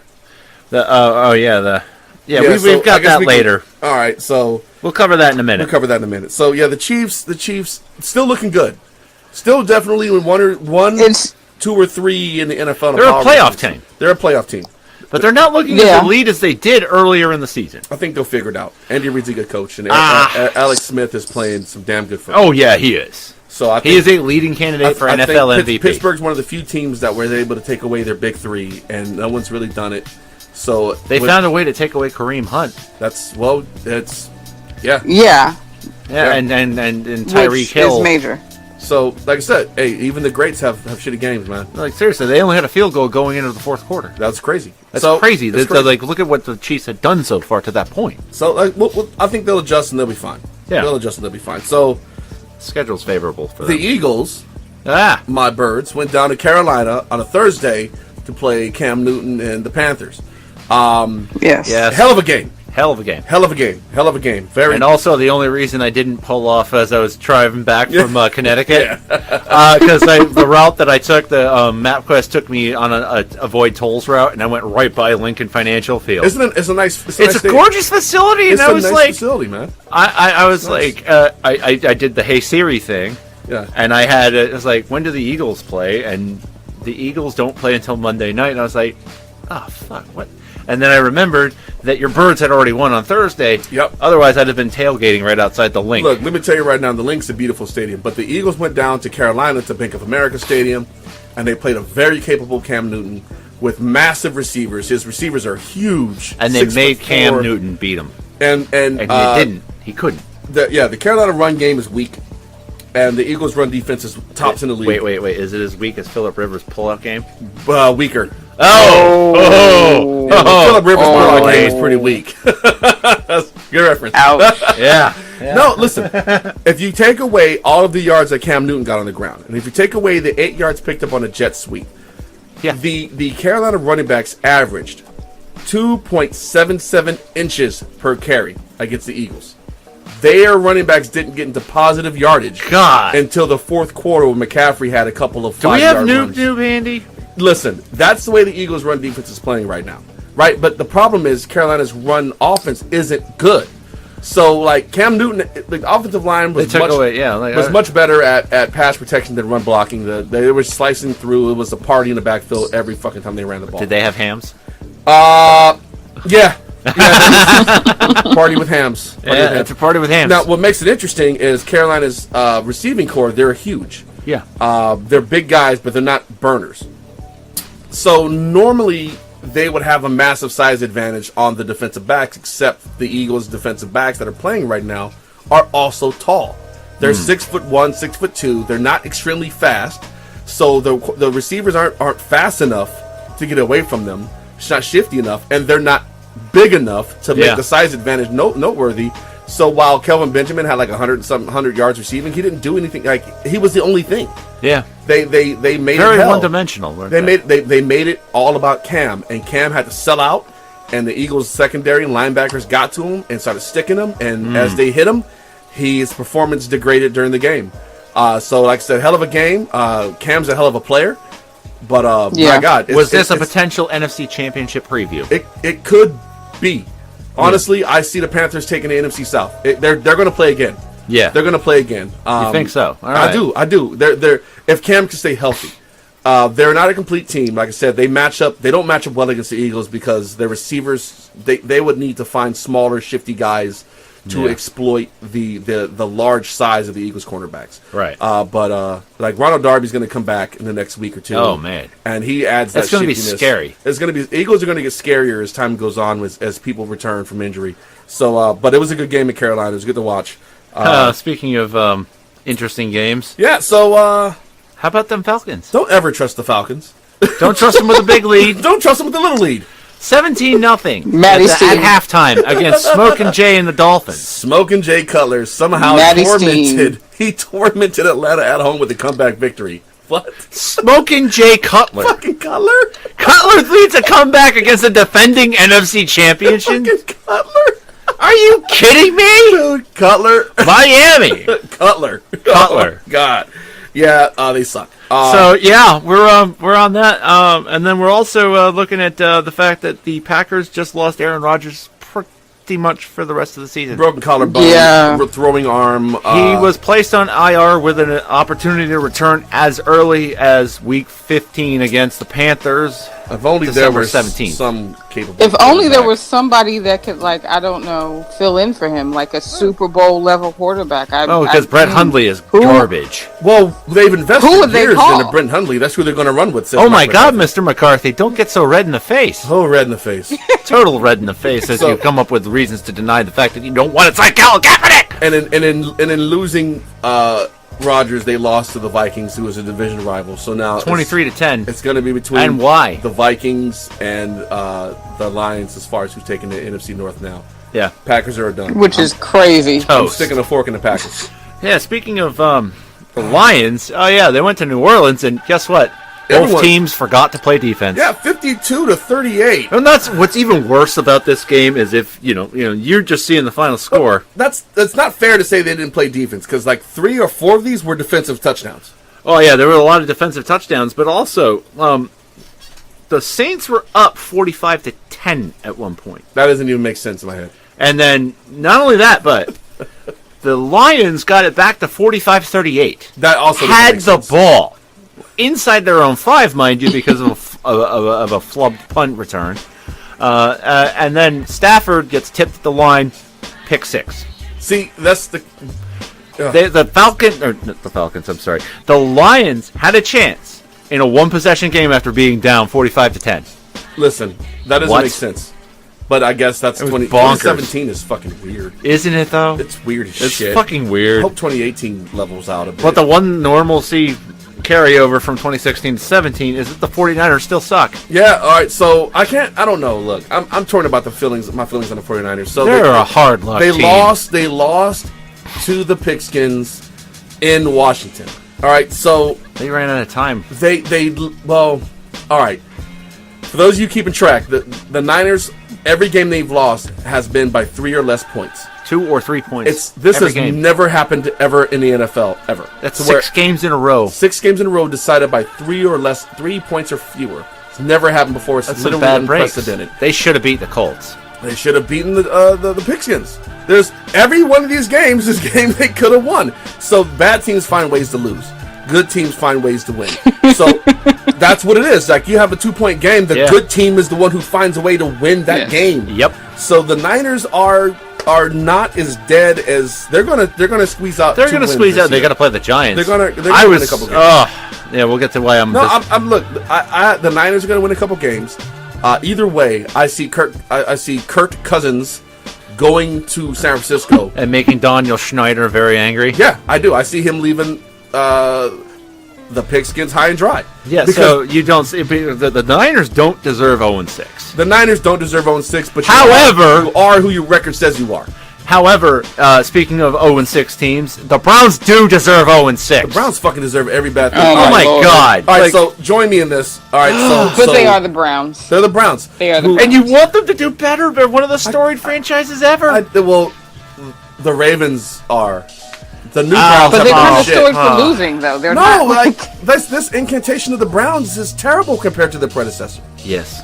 All right, I mean, you can keep the history, but we all know that's not the same team. And not only that, but Hugh Jackson, seriously, what are you doing? I don't know. So here's the problem. All right, they were terrible against the Texans this week. I'm not mad at... Listen, this is why I can't be mad at Hugh Jackson. Hugh Jackson wanted Deshaun Watson. He sent a text to Deshaun Watson saying, be ready, which means Hugh Jackson was under the assumption that the team was going to draft this guy. And then the front office traded out of that spot. Gave it to the Texans. The Texans took Deshaun Watson. They took David Njoku instead. Right. So let's rewind to the year prior. The Eagles trade up to number 2 overall, take the Browns spot. The Browns traded down because they didn't see Carson Wentz being a top 20 quarterback. Carson Wentz is currently in the conversation for league MVP right now. Yeah. He's thrown 3 picks to like 18 touchdowns, and he's the king of third down right now. Yep. But he's not a top 20 quarterback according to the Browns. Well, not only that, but the Browns always coveted the 2018 class of quarterbacks. I don't know why. They had 2 studs coming out. They think Sam Darnold's going to be the truth. Look, Goff is the man once you get him away from Fisher. Yeah. Goff looks like a first number 1 overall pick right now. Like him and Wentz are killing it. Yeah. Everyone is the man once they get away from Jeff Fisher. Yeah. So, I mean, the Browns deserve... not only that, just for the Jets game last week. They deserve... 2 weeks ago, excuse me. The Jets game, just to give you an idea, I was, again, my Facebook messaging with Dirty, I was like, dude, they are handing this game to the Jets. They left 20 points on the field. They left 20 of them. The Browns find ways to lose. They're like Deshaun 4th and 2 from the 4. Deshaun Kaiser already hates his team. 4th and 2 from the 4. You're going should. For it. You should kick the field goal. Yeah, like what did they wind up losing by? Oh yeah, a field goal. But I will tell you that Myles Garrett guy is legit. Yeah, dude, the team's legit. It's going to take a different coach to get the talent. I don't think maximization. I think the front office they can't evaluate quarterbacks, and that's killing them. That's stupid. They can't evaluate quarterbacks. They could have had Wentz. They brought in a baseball exec. Wentz, and they could have had Watson. They could have had Goff. They could have had no Goff. They could have traded up. They had the draft capital. Look, I'd rather have a Wentz than a Goff. All right, I would. Goff is playing lights out. Could have had Wentz or Watson. But if you're under duress in the backfield, who do you expect to escape that sack? Wentz or Goff? Wentz. It's hard to bring down Carson Wentz. He's a big fella. He's a big guy. Goff and he hunts. He hunts. He does. He shoots like squadrons of geese down. But speaking of, So the Bears managed to win a fluke. The Bears. In Baltimore. Baltimore looks really bad. Flacco looks really bad. He's he got his still riding high from Super Bowl 47. He got Brashard Perriman, who I don't even know if he really exists at all, really. He might be just an hallucination of mine. But Brashard Perriman, the specter of him got murdered on the field. Well, not only that, but you know what this means, right? Because of the Bears winning. Legitimization to the pick of Trubisky. Trubisky's not bad. He's Andy Dalton good. It's Andy Dalton good. So yeah. That's kind of mediocre if you're keeping track at home. All right, so Brandon Allen for the home game, Chicago extraordinaire and soon to be podcaster is a huge Bears fan. Yes, he is. All right, he defends the Trubisky pick, and I'll explain to you why we are against it. We're actually not against the pick. We're against the capital spent to move up one spot to get Trubisky. Stupid. That was always our issue. Trubisky could turn out to be a thing. And we always said that. We just didn't agree with how much was given up to pursue him. Oh, God. All right, so... he got pantsed. He got, Ryan Pace got pantsed by John Lynch. Lynch pantsed him on his first draft. So, but Trubisky could be good things. However, I see him being someone who needs a substantial amount of support from a run game and a defense. And he got a lot of lucky bounces against the Ravens this week. Right now, your receivers couldn't catch chlamydia at a rave. Oh. All right, you're fucking... Yeah, you're... Ow. Just saying. Yeah. Number 1 STD in America. Either way, your receivers couldn't catch chlamydia at a rave. Your running backs are decent. Your offensive lines are consistent. Your tight end game, not there. Your defense is a work in progress. You got a lot of things you got to do in order to be successful with Trubisky. He's not a savior. The Bears have so much work. I believe he's a high-end game manager in the mold of Dak Prescott. Ouch. Right? Maybe not with the strength of a Dak Prescott. You just called Dak Prescott a game manager. I've called him a game manager numerous times. All right. Dak Prescott's a very high-end game manager. He can become the man. But right now, because of the system he fell into, he doesn't have to be. He's a game manager. Well, Tom Brady was a game manager at one point. And then he became the man. Yeah. So you can... Yeah. Just because you're a game manager now doesn't mean you have to be. 23? Yeah, he's got time to grow. Look, this is not hatred for Dak Prescott. Love Dak Prescott. Even though he's a Cowboy, I think he's going to do good things. But right now, he doesn't have to. Well, he's not prepared to. True. He's not prepared to. So, moving forward, Cardinals and Bucks also forgot to play defense. Yeah. What was that score, sir? 38-33. That's bullshit. Well, not only that, Cards almost blew a big lead, too. Yeah, they did. All right, and are the Rams and Jaguars good? I think they are. I mean, this game had 2 touchdowns within 23 seconds. So that was fun to watch. So I gotta give Kenny his props. He said Fournette was the real deal. Damn right I did. Fournette is indeed the real deal. Sir, you are correct. Fournette is. Bow down to the king. You stop right now. you see this shit, Gianni? This is the kind of shit I gotta fucking deal with. I'm not doing it. But here's the tragic part is that like the Rams are actually halfway good, but LA still doesn't care. Yeah, well, that's the hardest. So here's the thing. I think if LA is going to care about one of the 2 teams there, it'll be the Rams first. All right, because the Rams do have a bit of history there. The Rams do have a history there. I don't know. Yeah. Speaking of marmalade and the Chargers, they beat the Raiders. Yeah, the Raiders were looking bad for a minute. 4 in a row. Yeah, the Raiders. This was number 4 in a row, and it wasn't even that really exciting either. It was like, oh, they won, yay! So Thursday night. So tell you what, since you're such a huge fan, let's talk about that Giants Broncos game there. I hate both teams. I know. That's why I defer to you. That's why I did that. Because I'm an asshole. Yeah, well, you actually watched the game. I slept through it. That's how much I was into it. Some of the game. All right, so here you go. If the Broncos defense doesn't show up, it's not a good look. Yeah. Trevor Siemian is not the answer at quarterback. God, no. At all. The Giants effectively got in their asses. Pass rush couldn't get to them. They had no receivers. The Giants ran a lot of sets with 4 tight ends. Like, fuck me. What that does, for those of you who are like, what does that even mean? That means that as weak as their offensive tackles are, the tight ends were there to chip and help protect. So it made the offensive line as a whole more effective. And surprisingly, one of the teams with the worst rushing offenses are playing against a team with one of the best rushing defenses. The Giants had a ground game going. Orleans Dark had like almost 150 yards rushing. That makes no sense. That does not make sense. Against a team that made Ezekiel Elliott rush for 7 yards on 9 carries or some crazy shit like that. Yeah. The Broncos didn't show up. They didn't feel they had to, and in turn, the Giants... Well, because they got cocky because of the fact that the four wide receivers for the Giants, Odell Beckham, Brandon Marshall, Sterling Shepard... everybody's out. Any given Sunday, the Broncos didn't come to play, and as a result, the Giants get their first win of the season. So congratulations to the Giants. In Denver! You get a gold star for your first fucking win. Losers. We had a whole piece picked out for the Giants, too. We're going to do like this ER scene where we're all doctors and shit trying to save the season, and...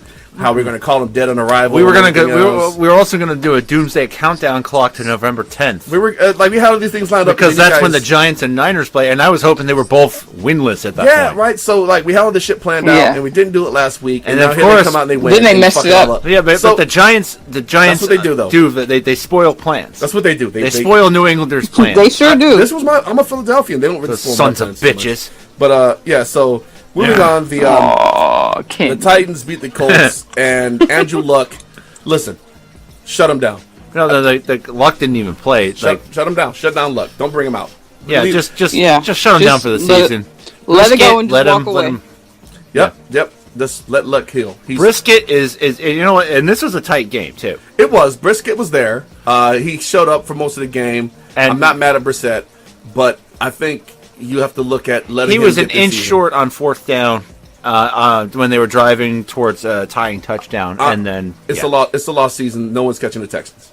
It's a lost season. Yeah, I think the Jags and Titans could give him a challenge. Deshaun Watson's playing ridiculously high. I understand that, but I still think that you cannot write off Jags or Titans. He's got Hopkins on the outside. He's got a solid running game. His defense is still good. I mean, Fournette. Bortles. So Jags defense. So Dirk, what you're saying Jags is you think that Houston is going to take this? I think Houston's going to take the AFC South. Kenny says the Jags can push. I don't disagree with the statement that they can push, but as long as Bortles exists in that franchise, there's always a chance he can throw the game away. I understand. I can't look as long as there's a Bortles. There's a chance. Bortles and James.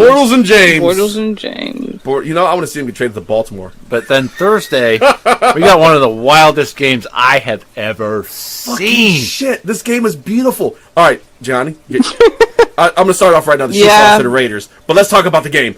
Holy shit! All right. So back and forth. I want to talk about the end of the game afterward. You got to talk about the game, Kenny. Oh my goodness! So like, there was just back and forth. Like, there were 7 lead changes. There was tons of offense. Yeah. Marshawn Lynch got ejected. Got fired from that game. Yeah. Yeah. Oh, he ran on the field and put his hands on a ref. What do you expect? Yeah, he just snatched a ref. This is Marshawn Lynch. Yeah, he gives no fucks. Giver of 0 fucks, and I wish I could be like him. He is my spirit animal. He is all of our spirit animals. Yes. Oh my God.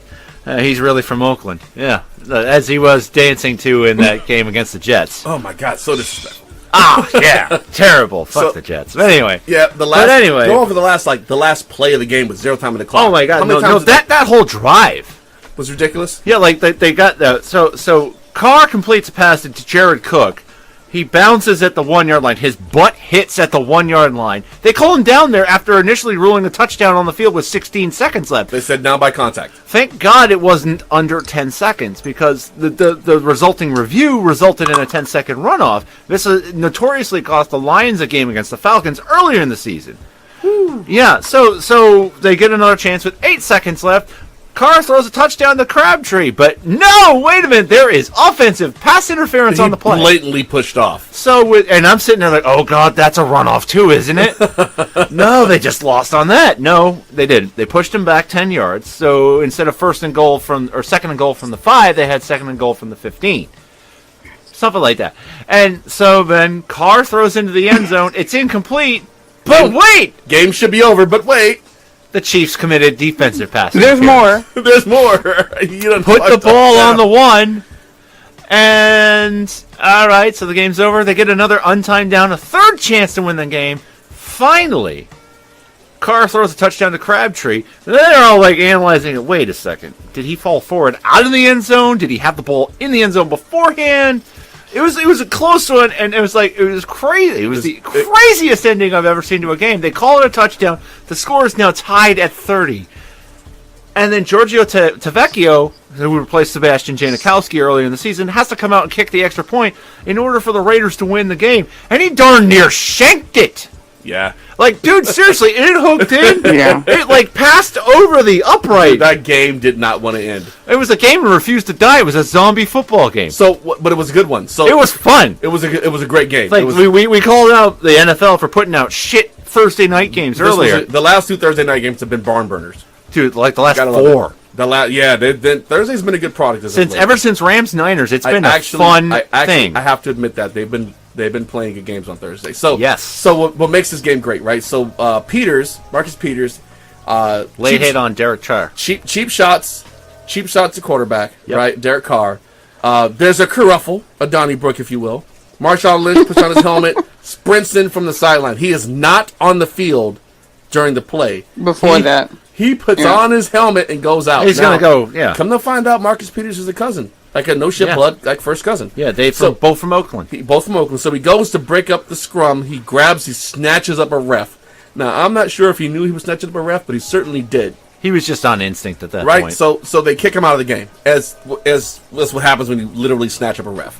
Can't do that. He walks in the tunnel, goes in the side, goes in, and then, I go and I watch a little bit of the game and go to sleep. Apparently, he just put on like a hoodie and went out and sat in the stands and watched the game, and then this guy rode the BART train home and had an entire train car chanting, Fuck the Chiefs. Fuck the Chiefs. And I'm like, how is this guy allowed to exist in this world? He is a treasure. We should bronze him or capture him, his essence, because this guy is great. See, the problem I have with that assessment is why he was running out on the field. He wasn't defending his teammates. He was defending his cousin who doesn't play for the same team. He's more about being from Oakland than he is for playing for the Raiders. I'm going to have to disagree. At this point, I believe he was trying to diffuse the entire thing for everyone's sake. All right. You have a heated division rivalry being played, a close game. You're going to go out there. This is the equivalent of Eagles-Giants. Right. You don't want to see your cousin win, but you don't want to see him lose in real life either. Yeah. Right? So you're trying to keep your cousin from getting fucking injured. You're trying to keep your team from fighting. You go out there to diffuse it the best way you can, except you're not good at that, though. So Dude, he Beast goes Mode out. has never been good at de-escalation. So he goes out, he snatches up a ref. I don't think his motives were impure. I don't think that he was prioritizing a blood relative over his team. I think he was trying to break it up for everyone, which is something Beast Mode would do. Yeah. Because But this you know guy's... what? That and riding penny farthings in Scotland. Yes, Here's the thing. This happened with the Long Brothers a couple of years ago, too, where I think Chris and... Chris had gotten into a fight. One of them got into a fight, And Jake stepped in. Yeah. Yeah, I mean, I remember that. You're right. I got to tell you, if my family is out there and I think Blood is there's thicker than danger water to my family, I'm fuck the team. Sorry, the Bennett brothers. The Bennett brothers. Yeah. Yeah. You fuck around with the Bennett brothers while they're both playing, it's a wrap. Like, dude, Seattle plays Green over. Bay in week 1, and we saw it. Yeah. Yeah, like, it's their brothers. They're By the way, brothers. but can I just say, I will always love Marty Saurus Rex. That guy, when after the Patriots won the AFC Championship last year and he grabbed the pom-poms, come on. How could you not get on board with him? All right. You kind of have to love that. You gotta love these personalities, man. The personalities honestly make the game fun to watch. If Beckham could rein it in and stop being such a fucking emotional train wreck, he'd be really fun to watch. But he's got all of the rest of the season to be on IR. He's got a lot of time to think about it. So let's get into the Week 7 uneducated predictions. That we've had a lot of time to think about. We've had a lot of time to think about these. Yes. Indeed. So, Bucks versus Bills. I got the Bills taking this by 3, 20-17. Dork, where you at? I'm taking a touchdown off the board for both teams and kind of going along the same line as you, 13-10. All right, Gianni, yay or nay? Nay. I'm not watching. Right, it's you're not completely uneducated. I'm not completely uneducated. Just nay. If you had to throw a dart at the board, who would you go with, Bucks or Bills? You don't have to say a score, but just who if you had to guess. I'll go with Bucks. I'll go with Bucks. All right. She's bucking the trend of us. She's gonna buck the trend. I'm bucking the trend. Panthers versus Bears. I got the Panthers scoring 30, coming off of that loss to the Eagles. A little bit of time to heal. Bears scoring 9. There's hope, but they're not good enough to knock off a contender. Where you at, Dork? The Panthers are angry. Yeah. They're coming off a 10-day respite. Yeah. And the Bears are all sorts of fluky. I don't see them scoring a touchdown. 20-3 Panthers. All right. Wait, I'm going Panthers just because I prefer the Panthers. Very well. Very well. I can live with that. All right. Titans versus Browns. And they deserve 0-7. They do. All right. 20-10 in favor of the Titans for me. 24-14 me. All right. Gianni? It's the Browns. They're losing. Gotcha. All right. Boosh. Boosh. Saints versus Packers. I got the Saints scoring 50 fucking points and the Pack scoring 20. Aaron Rodgers' loss is going to be more profound. Brett Hundley's going to throw a couple of pick sixes in here. But they've invested 3 years in him. Why would I know, Kaepernick? Right? Yeah. No, they aren't going to sign Colin Kaepernick. No. You know, they're going to lose 41-10. Yeah. And they, they deserve to lose. They deserve to lose. Like Mike McCarthy cannot be dragged to kicking and screaming to 10-6. We're going to find out just how bad a coach he really is. Mike McCarthy. All right, so jackass. The Jags versus the Colts. I got this one going Jags 25, Colts 9. There's probably going to be at least one defensive touchdown out of the Jaguars against the Colts. Yep. Where you at, Dork? 24-10. Yep. Gianni? Jags. Who are you going with? I'm going with the Jags. The Colts have not been anything since Peyton bounced. Boom. I mean, agreed. Yeah. Agreed. Luck is... the most noteworthy accomplishment the Colts have is starting Deflategate. Agreed. Yeah. I love Andrew Luck. He's a good player. They just haven't given him I wish he was talent. playing for another team. You got to have somebody to throw to. You got to have something. You got to have someone to block for you. Yeah. Cardinals, Rams. I'm going to go with the Rams taking this one, 35-21. I think it's a little closer. Yeah? 27-24, the Rams. All right, Gianni. I'll go with the Rams, but, not that anybody in LA cares. Boom! Ouch! I cannot debate that point. We need a mic drop there. That is a salient point. I concur. All right, so it's the fucked Jets up. versus it's the truth, though. It's the truth, though. You're right. You're 100% correct. So the Jets versus the Finns. I got the Jets taking this one 21-17. I'm laughing at you. I think the Finns take this one in Miami 20-10. See, the thing is, the Jets are the Jets, and Miami has Cutler.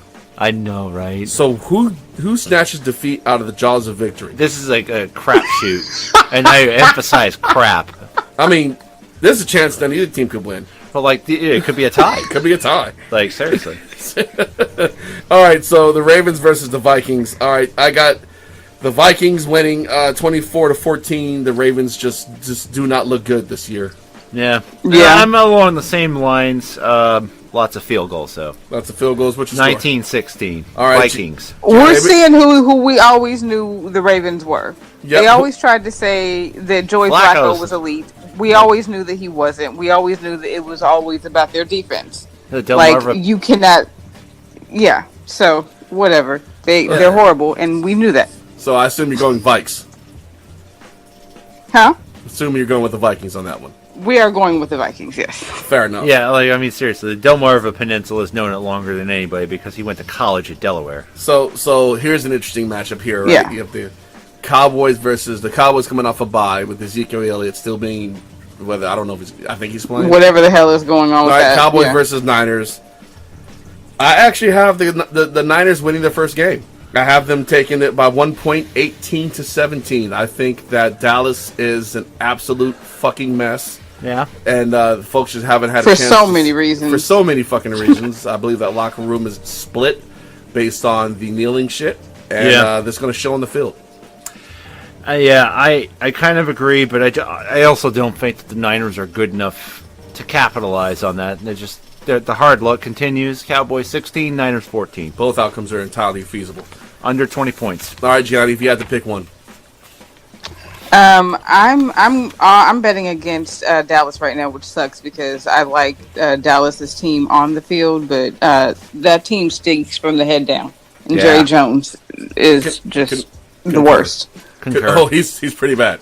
Seahawks versus Giants. So Seahawks by 3, 17-14. See, I'm going to take it a step further. I think you're going to get a lot of field goals again. 15-12. Fair enough. No touchdowns. Gianni, go ahead. I'm going to go Seahawks. I'm going to go Seahawks. Cool. Bengals versus Steelers, the AFC North matchup.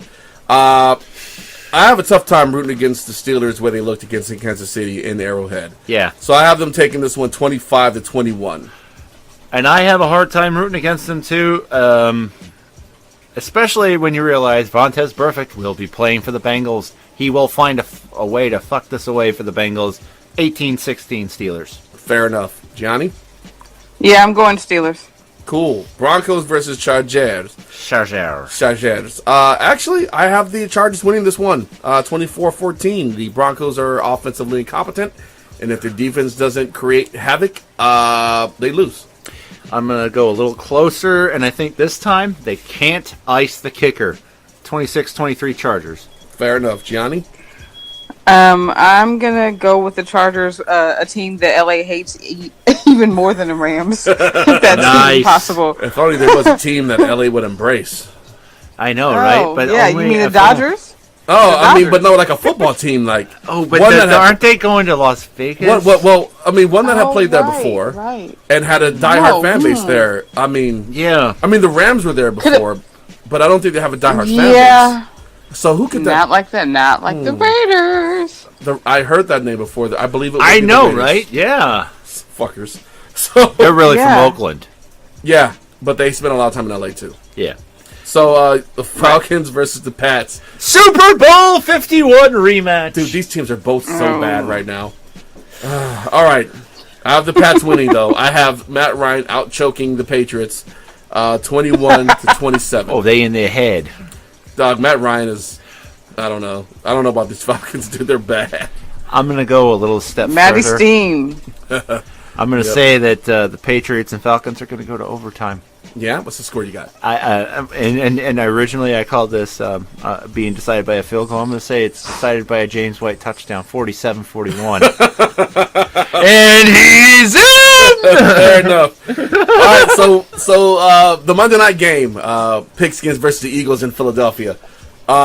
So I actually have some insight in this game because I'm interested in this one.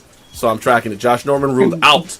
Oh, they're going to get pummeled. For the game. Rashad Breeland, the other cornerback, questionable. He's oot. These Pigskins are on their third string safety. They've lost their rookie defensive tackle who was pretty good against the run. There's talk that maybe one of their edge rushers is hurt. Kerrigan, they're saying Kerrigan might be a little hurt, and they really need him to perform. Yeah, they do. So the offense hasn't been doing what it needs to do. You got Chris Thompson at running back, who's like the second coming of Marshall Faulk, but he's undrafted. Who knows what, he's the thing. Their starter's hurt. Pryor is not doing what they expected him to do. Josh Dotson is still coming along. It all boils down to Vernon Davis. How much can he carry this offense? So how much can he carry this offense against this defense, which is super high speed right now in Philly? Not to mention the defense is hurt so bad. Can they stop Carson Wentz, Zach Ertz, and all the other characters in the Philadelphia offense? So supercalifragilistic Eagles are the dopest? Yes. But I'm going to go with that the was birds. very good, Kenny. It was. I'm going to go. Because of all those factors, having seen how it played out in Washington Week 1, I'm going to give the Eagles 35 points to the Pigskins 20, with that 7 of those 20 points coming in garbage time. Yeah, and I'm along the same line. This is going to be a blowout. Wentz has really matured as a passer, and if you take away Josh Norman and Ryan Kerrigan from this, ooh, bleep me. You're getting bleep. Yeah, Pigskins defense. You take away Kerrigan and Norman, the Washington professional football franchise Nice. is suspect at best. 38-14 Eagles. All right. Cool. Like it. Dig it. I'll know go with you your Homer Diggler it. team too. Gonna go to Homer. So, Yes. The Eagles are 8-2 in the Doug Peterson regime. They're 8-2 at home. at home. Yeah, at home. They're 8-2 at home. From last season to this season, they're 8-2. I had to stop and do the math. I was like, wait, No. there's only been six games. But they played majority of the Eagles' season. The front end was away games, so it made the schedule. I got it. Really ugly. But they're 5-1 right now, tops in the NFL until they play this game here. Yep. So this will determine how good they really are. Yeah. So beer of the week. Oh my God, beer of the week. Greetings, I'm Dirk Digley of the Philadelphia Digglers. And I'm Kenneth Dorksworth of the Connecticut Dorksworth. And we are here to give you Dirk Digley's shitty game time beer of the week. Little Steiny bottles. Fucking yeah, Coors is Coors Golden Banquet Beer. Founded by Adolph Coors in Golden, Colorado. Made with Colorado barley. 1936 era stubby bottle, which is a little hand grenade things. These are great. Yeah, I mean, this could really hurt somebody if you smacked it against their head. So if you want to drink a beer, like I've said this before, if you want to drink a beer and not think about the beer you're drinking, this is cool. Like I'm not debating anything about this beer. This beer it's one of the most adequate beers I've had. It's adequate. It's adequate. If you're looking for a beer and you need that beer to be adequate after a hard day's work in America, This is the beer you go with. you drink Coors Banquet Beer. Go So it's what Colorado. Alex Smith used to be. It's the most okayest beer. Yes. Maybe they should look at the Utah playbook instead of the Colorado one. Listen, you're not going to have your mind blown by anything Coors produces. It's going to be adequate. Yeah. It's going to be sufficient. So can you drink this during the game? Yeah, Goddamn right you virginity can. these things, man. They're cool. They're actually it's a very drinkable beer. Now, what compared to Hams? No. I don't know, man. Hams was such a pleasant surprise, and it is a bit cheaper. So I'm gonna have to say that because of the price point, I would prefer Hams over Coors. But Coors does have a little bit. This banquet beer does have a little bit more flavor behind it than the Hams did. It's a little more full bodied. So, Yeah. But like I said, it's not a beer that's gonna distract you from what you're doing. You're just gonna sit there. You're gonna fucking drink beer, not think about the beer you're drinking, and you're gonna watch the game. So yeah, Get a little tipsy. Indeed, I think it's a game time beer. Kenny, where you at? I think it's a game time beer as well. If you had to watch John your Krav Kalash, would you pick this or crab juice? I personally, I would go with this one. I would go with this over the crab juice. I'd have to go with this over the crab juice. I mean, if we're talking about Ice House Edge, though, I'm taking the crab juice. Give me the fucking crab juice. Right? So, About time we worked that joke in. all right. Hey, it's time. Oh, Yep. it's time. It's time. Holy super shitty indefensible hot takes, Diggler. What are we going to do now? Gianni, Dork, to the take mobile. Okay, hold on. I guess I just gotta get this started. Hold on. It takes a minute. It's kind of old. All right. Really? All right. I think. All right. I think we're good. I think we're good to go. I think we're good to go. All right. The motherfucking hot take. Time it is. Hot take of the week, right? So Dirty's hot take of the week is, now some of you are gonna sit there and go, I don't know, Dirty, that's kind of fucked up. That's the point. Right? So that's like the entire point. Jerry Jones changes his public declaration on his players kneeling and also donates a sizable amount to youth programs in the greater Dallas-Fort Worth area. May as well say he's going to give money to Black Lives Matter. I would, Yes. but yeah. So Yeah, okay. Jerry Jones allows his players to kneel, stops being a dick in public, and donates money to youth programs around the Dallas-Fort Worth area. You know, he gives money back. That's my hot take. Yeah, to Trump. Yeah, he gives it to Trump. Well, yeah. These fucking guys. Yeah, him and 6 other owners. God damn it. But it was 9 Right. total, wasn't there? Kraft 7. was one of them. Kraft was one of them, motherfucker. Shad Right. Khan was one of them. Shad Khan was one of them. That's the one that shocks me the most. Why? He's a fucking billionaire. Yeah, it's all money to him. So the other All 30, the other 31 owners in the NFL. So, all right. What's different about Shad Khan versus the other fucking owners in the NFL? Yeah, I mean, Okay, he's hold on. Kenny, I actually want an answer from you. I'm going to actually fucking cue the crickets. What's different about Shad Khan that applies to none of the other fucking owners? He's not white? There you go. Yes. There you go. He's a fucking Pakistani billionaire. He's fucking Muslim. That's why I was shocked about it. Yes, but he's... Especially as much as 45 has disparaged Muslims. None of that matters. But at a certain point... None of it matters when you're a at a billionaire. certain... I guess. Exactly. None of it matters when you're a It's billionaire. not like the story of OJ. No, shit. Yeah, so for those of you listening, what's the context behind that? Gianni and I just showed Kenny the video for the story of OJ, the Jay-Z song off his 444 album. Yeah. So some of you are like, what is that? So, all right, for the listeners who are not black, not of African descent, go ahead and watch the video. It's got some imagery in it. Don't recite the words word for word. I'm going to advise you. You probably shouldn't. You should not. Yeah. If you're like, when I say this in front of... No, don't say that shit. But it's a very, It's educational. It's an educational video. It's educational. Historically accurate. The guy lays out some pretty interesting points, some salient points. But this is the first time Kitty actually watched the video. So he was taken aback. I feel woke. Whoa. So... Apparently, Kenny is now woken. Yeah. Actually, you know what? I feel bad. I think, we had Kenny sleeping, a little bit too much. We should have showed him to him months ago, but so my bad for that, Kenny. We got to get to the, we got to get there. So everything is a gradual process. It's a gradual process. You can't, So, all right, yes. Gianni. I'm sorry, Dork, give me your take. What's your hot take? Well, based on the fact that they managed not to piss away a win against Tulsa today. Remember I told you, it was 17-0. They held on 20-14, did UConn. So, they have a 2-game winning streak, one of which was over to Temple. Yep. So they're 3-4 now. They're going to make a bowl game. Oh, man. Hey, so much for not being able to practice that victory formation. They're going to get to 6-6 this year and make a bowl game. Impressive.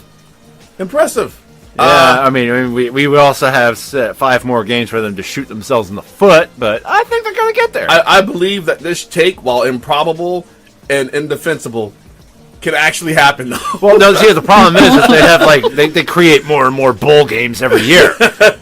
in the Dirk Digglers Shitty Sports Show Bowl. We've got the UConn Huskies against the little sisters of the poor from St. Ignatius. Anne Arundel High School junior varsity fucking team. Yeah, and then and only then will UConn look impressive. All right, Gianni, here's your take.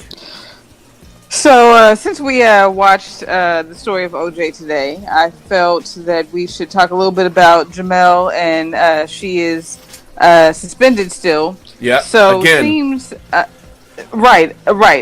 Suspended, really, because she didn't get suspended the first time. They were talking about it.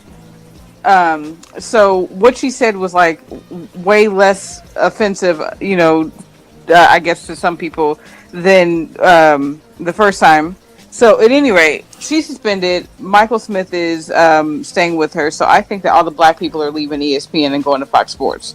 Fox Sports. Now, hold on. There's more to this. I believe they're going to go to Fox Sports, smoke Black and Miles, and drink Hennessy with Shannon Sharp. Shit. That's right. I actually want to see a show of that. I would change my evening plans just to see them there.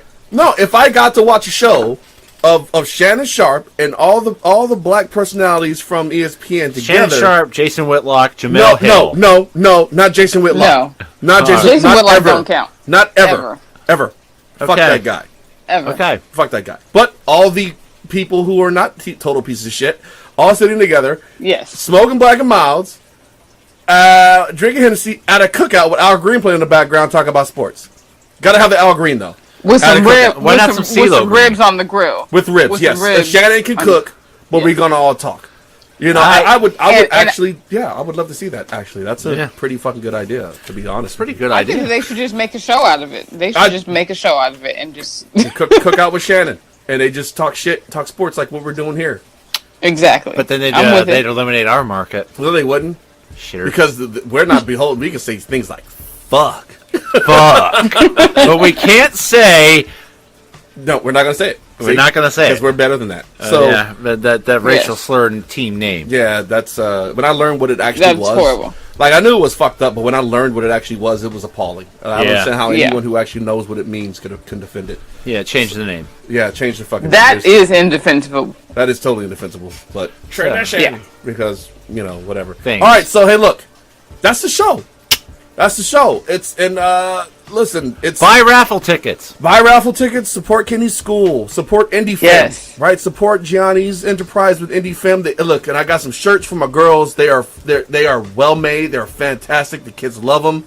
And it's for a good cause. You see the shit that's going down with Weinstein.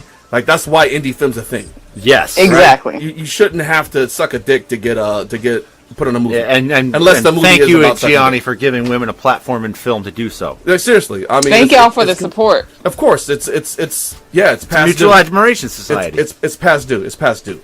And of course, for me, listen, I will advertise almost any product on here that is within that is so good. So if you know anyone looking to get their message out to like 100 or so people, we're your guys. We're your guys.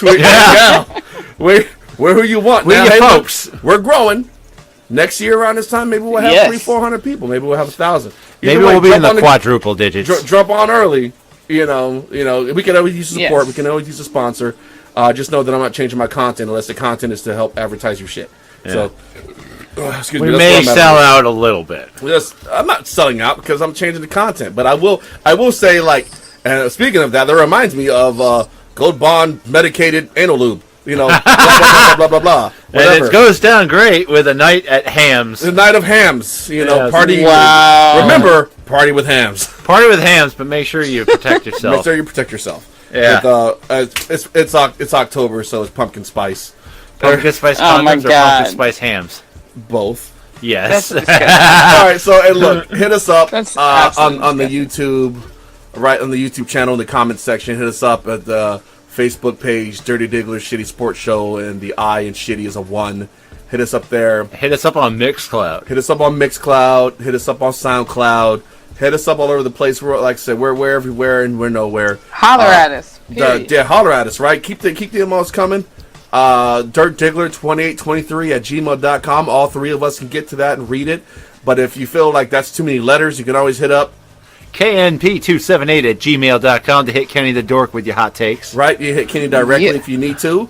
Gianni, you got anything? No, that's basically it for me. Dork, you got anything? Hey, support kids with learning disabilities, buy raffle tickets. Indeed. So, as always, It's been real. It's been fun. And it's been real fun. It's been real fun. Dirt Diggler, the Dork, and Gianni. Out. Out.